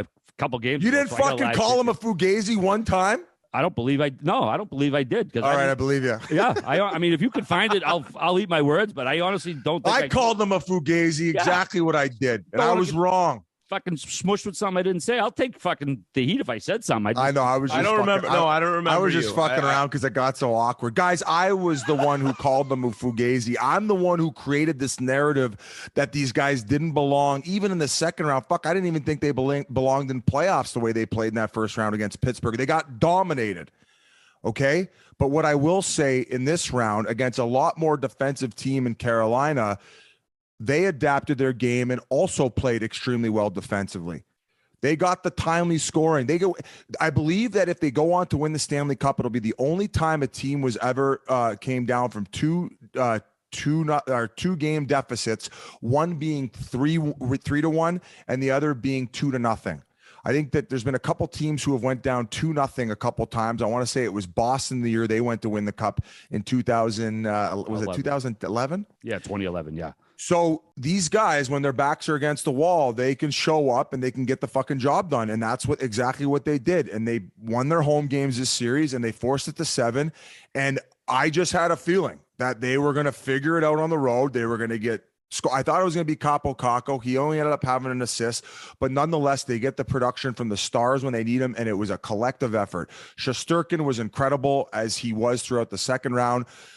First round, he didn't look like himself. He found his bearings, and as the playoffs have gone on, he's got progressively better and better and better. And if I hear one more fucking Rangers fan remind me that he's got 3 more career playoff points than I do, I'm going to fucking lose my mind. Now, you talked about Kreider. He has made a living off to the side of the net there. A beautiful play, whether it's a deflection goal when he's screening the goalie or it's off to the side of the net. He's done that a lot this year in a perfect little tip play where you just kind of chop at it. We've seen Sidney Crosby do it a million times, but he's one of the best in the league now, Kreider, at it. And after a season with 28 power play goals, when a couple podcasts ago I said their power play is going to dry up like a nun's cunt, well, that didn't happen. She was fucking waterworks on the Murphy bed, just like the Super Soaker from first Vancouver. Period, too. First fucking period, 2 power play goals. So all the credit to the Rangers. I got another big fat L on my forehead, but I will say from a league perspective and like for an entertainment perspective, the fact that we have these teams in the Final Four couldn't be a better situation for the National Hockey League. I hope that they go deeper into the third round, and I hope that the other series might even end a little bit earlier so I can make my way over to New York City to get in some of this Eastern Conference final action, because we have a lot of guys at the Barstool office that are on a heater right now. Glenny Balls, Avery, whose jersey I got on, and credit to you, Grinelli. You hopped on this train. You were very positive about them the whole time, and you were like, fuck that. We want these guys involved, and you've been very supportive. So I'm the loser. Rangers are not fugazis. I'm, in fact, the fugazi. RA, I'm sorry that we try to bring you down in the midst of all this chaos. And I guess we could hand it over to either Grinelli or Merles, who hop back on, who's ready to hop on a red eye to give your final thoughts on what the fuck we just saw. Well, I remember I just saw it in the Biz Does NYC vlog. I have Avery's ugly Rangers hat on at the start of the playoffs. And then I also remember during the live stream, you chirping Stu Feiner, oh, Pittsburgh gave Murley all this money and he's picking against the Rangers. So I was not on this Fugazi run. I've been on the Rangers. I turned the season around when I went down to Mika's Brodener's hamburger shop and had his hamburger. He did turn it around. And today I couldn't get the burger. Send you a gift certificate. I got a shrimp sandwich instead for him, and he gets 2 apples. So go Rangers. Oh, shrimp sandwich at the airport. Sandwich at the airport. Yeah, you're going to be on the IR when you get to fucking Denver, buddy. We're going to have to get you, RA's going to have to get you some edibles to fucking calm down that stomach. But Grinelli, what do you have to say about this? You look like you're fired up because it just means more action for the pod. Yeah, I was buzzing around DJs this weekend. I picked the Rangers for one reason and one reason only. So for Memorial Day weekend, I could just walk around DJs yelling, Rangers in 7, Rangers in 7. So, I'm not picking them next series, but this is great for the NHL. I've said this all along. This is great for the NHL, and this is great for Chiclets. New York people buy T-shirts. That's what we need here. We need to sell some T-shirts. You didn't get bottled by some Guido yelling that in GJ's? Never. My people would never. So are we gonna make our predictions for the next round right now? And where do you guys want to start? Yeah, Rangers, Tampa. Rangers have home ice. They actually had more regulation wins, so they broke that. Yeah, they got that tiebreaker, so they're going to have the home ice advantage. Man, what a series, dude. I mean, what a matchup here. Goaltenders, coaching, all kinds of shit. I know we haven't had a bunch of time to break it down because we didn't know who was going to be in it until about 10 minutes ago, but let's go to you first, Whit. You're usually pretty quick off the hop. Louis Domingue, Antti Ranta / Pochekakov. Sorry, whatever his name was. Those are the two goalies Rangers have beaten. They haven't beaten a legitimate goalie yet. They're not getting a legitimate goalie.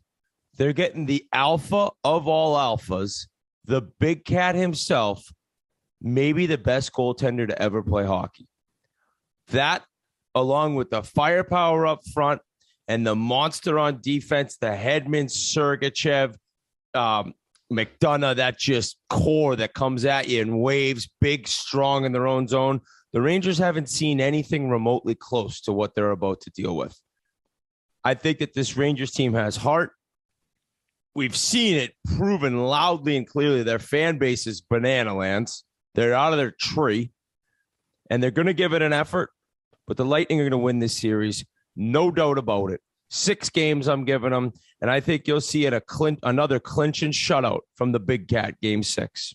Whit has the Rangers in 6. No, I have the Lightning in 6. Sorry. I'm looking at fucking Biz's Rangers shirt and talking at the same time. You got the Lightning in 6. Biz, what do you got with your Rangers shirt on? So you didn't call them a fugazi, right? We're reminding everybody. Right, but I definitely just never did. Okay. Never did. team. But I'm literally looking at a Rangers shirt. That's why I said it. So go ahead. What do you got? Well, I tell you what, the Tampa Bay Lightning made me look like an absolute donkey, and so have the Rangers. But there's no way I'm betting against Tampa Bay Lightning and Andre Vasilevsky again. Whit, you told me about the last round, about Carolina. You've been harping it all year. You're not as dumb as you look. You said Carolina doesn't have a superstar, and it scares me. You've had the same tone about Vasilevsky. I am going to hop off this jersey, and I'm going to start showing Tampa the respect they deserve, and I'm going to also go Tampa in 6. Now, quickly, I forgot to mention Carolina. Congratulations on a great year. You guys did a lot of amazing things. Franchise record for points. Franchise record for points. I would have liked to have seen what you guys could do back and maybe get your retribution on the Tampa Bay Lightning after last year. That will not be the case. Does New York scare me in the fact that they have home ice advantage? Absolutely. And I think that this is going to be a heavyweight bout. I'm no longer going to be calling them the Fugazis. I will just say that I think that they're a little bit over themselves going against the champs that I disrespected last round. So in 6, I agree with you. And the point, do we know anything about point? No, but they've had 9 days off. I got some info on point. All right. One. No, nobody's seen him on the ice. So he hasn't been involved in any ice unless it's behind closed doors. But I will let you know, they have the best training staff in the whole league down there. Tommy Mulligan, he won a Calder Cup in Providence. He's got 3 Stanley Cups. He's the head trainer, the assistant trainer. I got his name here, Mike Poyer. He has a couple cups, but guess what, Whit? You're going to love this one. He's got a Super Bowl with the Pats. This guy knows how to win. He knows how to get his players back. So there's your Brandon Point update. Well, if Point doesn't go this in game 1, I think it's safe to say he's probably not going at all, right? I mean, if he's had 9 days and then he still can't be ready to go, maybe 4 or 5 more days if the series went to, 6 or 7 games, possibility, but we'll probably know right away in warm-ups or maybe pregame skate on Wednesday. What's your prediction, Merles? I'm going to go with Tampa in 7. And somebody please remind me if we get to a clinching game to do a Barstool boost with a shutout for Vasilevsky. We all know the stat now. But the reason I'm 7, it has nothing to do with any of the players or teams or home ice or not.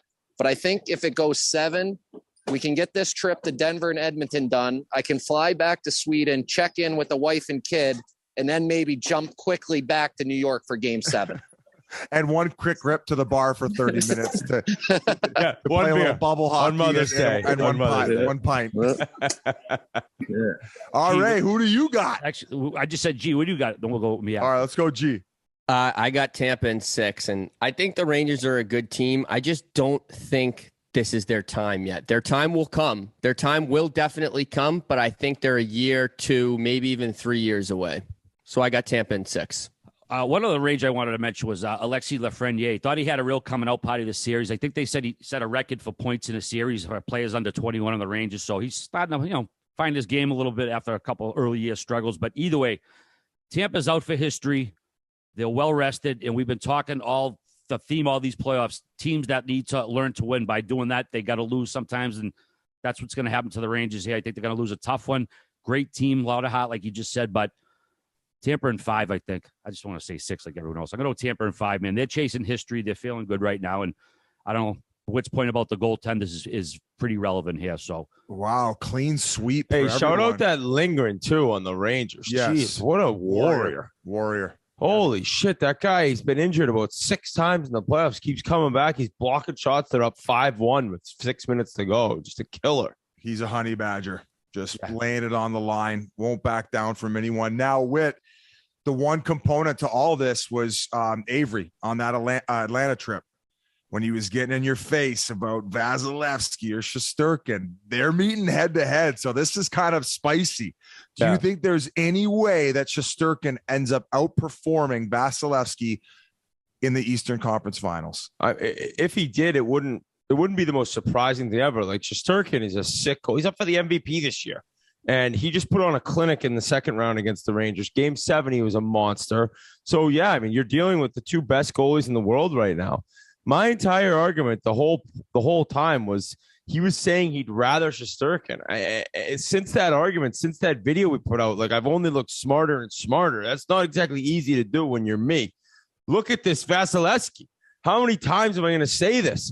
He is a completely different goalie than anyone else in the league, because every single time the games mean the most, he's the best player. Nobody else can ever say that. And he's so big. You look at the net, there's nothing to shoot at. They're going to need Kreider to get those tip-in goals. They're going to need traffic in front because the guy's at a different level. I don't think it would be completely shocking if Shesterkin played out of his mind. But as a betting man, I'm going with Vasilevsky. And also, Avery, he's lost everything to me. He was down like 750. He got a couple hundred back, and I think there's 500 riding on who goes further, Rangers or Tampa. I love that it's coming down to this. How'd that work out last time for me, everyone? I went against numbnuts over there, Bissonnette and Calgary head-to-head. I came out on top. So this will be no different. Tampa moves on. Not a question in my mind. All right, game 1, Wednesday, 8 o'clock at MSG. And Tampa is an 8-9 favorite. Basically, you got to put up 180 to make 100 in the series on Tampa, or 100 to make 160 on the Rangers. Moving over to the West, Edmonton versus Colorado. Game 1 tonight, 8 o'clock. Our boy Biz will be there on TV. Be sure to check him out on TNT. In the season series, Colorado went 2-1. Edmonton went 1-0-2. Colorado's favored, minus 240 to make 100. Edmonton, 100 to make 200. Just the third ever playoff meeting between the two franchises. Each has won a series. Of course, McKinnon, McDavid's the big one. Leon and Connor right now, both tied 26 points lead the NHL. That's like Conn Smythe winning numbers in regular years, but these guys are lighting it up. Of course, we've got Nate McCarr on the other side. Boys, let's get to the predictions. I know we already kind of went over this one. Let's go to Grinelli first. Oh, okay. Well, I love the people of Edmonton. Great people in Edmonton. I feel like they've really molded Whit into the man he is today. But unfortunately, I can't pick the Oilers. I can't pick against Nate Dogg and the Avs. They're just too good. So I got the Avs in 7 games, boys. All right, little sucking up. I'm getting yelled at. I got to go through security. I'll be right back. Well, who do you got? Who do you got? Prediction-wise, Mills? I got the Avalanche in 5. Jesus, quick one. And he just signed off. Okay. Quick reminder. We already talked about the bar appearance in Denver on Wednesday, starting at 6 o'clock for puck drop of the Eastern Conference Finals Game 1. Now, Grinelli, can you give me back that address just as a reminder? We're going to try to see if we can have some Pink Whitney merchandise to give away. We're going to have Pink Whitney shooter girls. Hopefully at that time we have word from Game Time. Maybe we could do a giveaway for 2 tickets to the game. Come join us, have some pops. I believe Scott Parker, the former tough guy from the Avalanche, is going to come by. A couple other people, former hockey players. So come check us out, Grinelli, at... It's Avanti Food and Beverage, and we will be in the lower lounge, and it's 3200 North Pico Street, Denver, Colorado. All right. Another Pink Whitney party at Greta Bar. All right. This is on 109th Street, Northwest Edmonton. Okay. That's Greta. It's an arcade bar. We're going to be there on Friday starting at 8:30 to 10:30. You could stay as long as you want. We're going to have the bubble hockey. We're going to be partying. It's all going to be brought to you by Pink Whitney. Now to the series. Two heavyweights going at it. I would have to agree with you guys. I'm going with Colorado. I will not join Edmonton's side with. I wish you guys the best of luck. McJesus and Draisaitl going off to the finals in order to chase their cup. Hey, great storyline, but I think it's Mac, the Nate Dogg's time right now. And I don't think anybody's going to be denying him what he wants. And that's a Stanley Cup in his 10th season as a Colorado Avalanche. So let's go Avs. Let's hope my mushness leaves me. I think I'm on a bit of a hot streak here predicting the Rangers. Whit, it's over to you, my friend. I picked Tampa to win the cup before the year. I've told a lot of people Colorado probably will get it done if Tampa does it, but I'm not picking against my boys. I'm not going to do it. We're underdogs. We're overmatched on paper. It's an ugly head-to-head matchup if you want to look at it just on paper, but that's why they play the games. I think we can get to Kemper. We can get his confidence rattled. Smitty can continue to perform the way he has, and McDavid and Draisaitl move us on to the Stanley Cup final. Edmonton in 7. Any hot takes, RA? Any guys? Any hot takes about the series before it gets played here? We got, first off, a former Coyotes goalie versus another former Coyotes goalie. Biz, thought you would have. Also, we have the father-son aspect. Josh Manson on Colorado defenseman going against his dad, Dave, what he used to call Charlie Manson. Maybe, I don't know, got canceled to call him Charlie Manson this day and age, but his father's a coach, assistant coach on Edmonton, so a unique angle there. Yeah, this one, man, Smitty's been better than Kemper thus far. I know he's been kind of helter-skelter some games. I see this number. Oilers averaging 4.33 goals per game. Like we said, scored at least 4 goals in 8 of 12, at least 5 and 6. I don't know that that's going to slow down, man. I haven't seen enough of Kemper to think that he's going to shut it down. And I don't know. McDavid is in the fucking zone. Him and Leon. I just feel like McDavid. I think it's his year. I love the Nate Dogg. I love Landy. I love those guys. But I don't know. I think this is the year that fucking McDavid finally gets there. And I'm gonna say what the Whit Dog said. Edmonton in 7. It's going to be a classic. Can I change my answer to Colorado in 7? I also now think it's going to go the distance. You guys have swayed my opinion on this. Sure, you this can switch it. You can switch it up. Okay. You can switch your games up. Thank you. No problem. All right, boys. Just a couple final notes here. Do you have any other stuff for the playoffs before we move on? Are we good? No, but what a conference final. Grinelli's right. This is going to be pretty sick. Can't wait. One of the best in ages. All right. You can find Spittin Chiclets merch in stores and online at Pure Hockey. 58 stores and counting. They've got hoodies, tees, hats, and they offer both Chiclets and Pink Whitney styles and a range of, like I just said, hoodies, T-shirts, hats, all the stuff we got. I love the jogging pants because I basically live in them. Shop the worldwide selection of the summer and fall styles like our NBD hats that Cornelli does a terrific job on, and our Chiclets Lacer hoodie, the old hockey lace and the tie thing there. Good stuff. So go to purehockey.com or shop in stores today. Get your Chiclets gear. All right, boys, a couple notes before you wrap up here. Congratulations to the Jason Spezza, the number 2 pick of the 01 draft by Ottawa.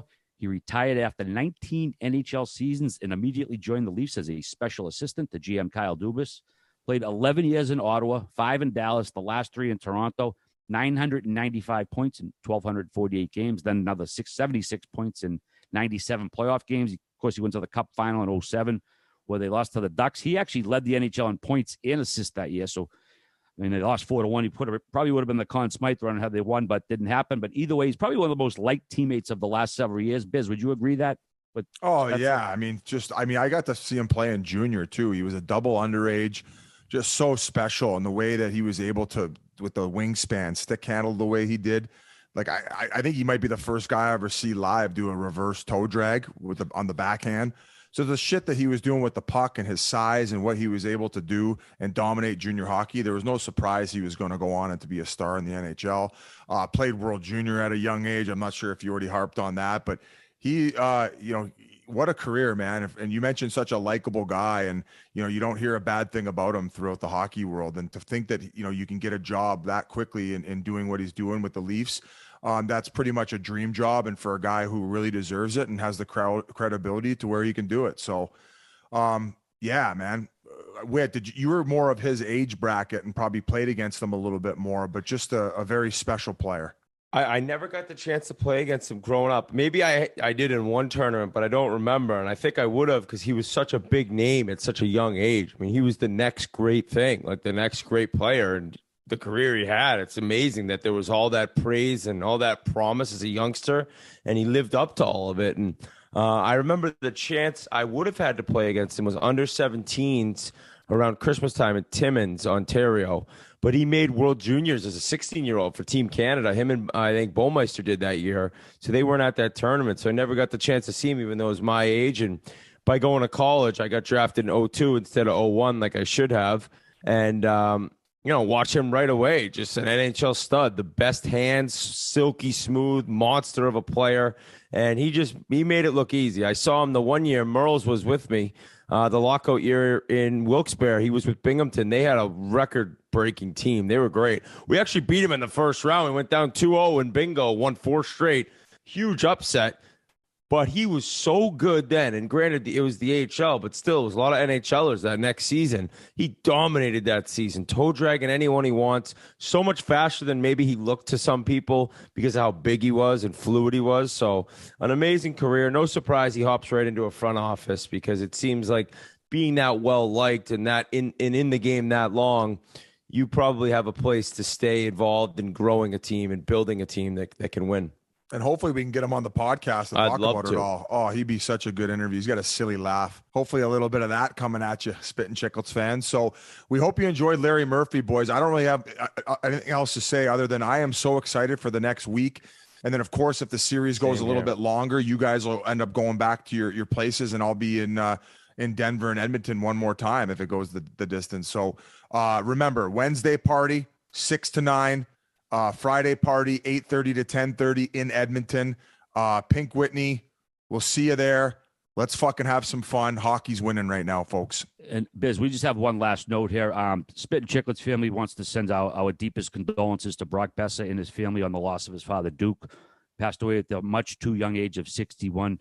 He had been diagnosed with Parkinson's several years back, and then dementia, and had some other health ailments, and just an awful, sad story. And you hate to see anybody lose a parent, especially at that age. So, Brock, we're thinking of you, buddy.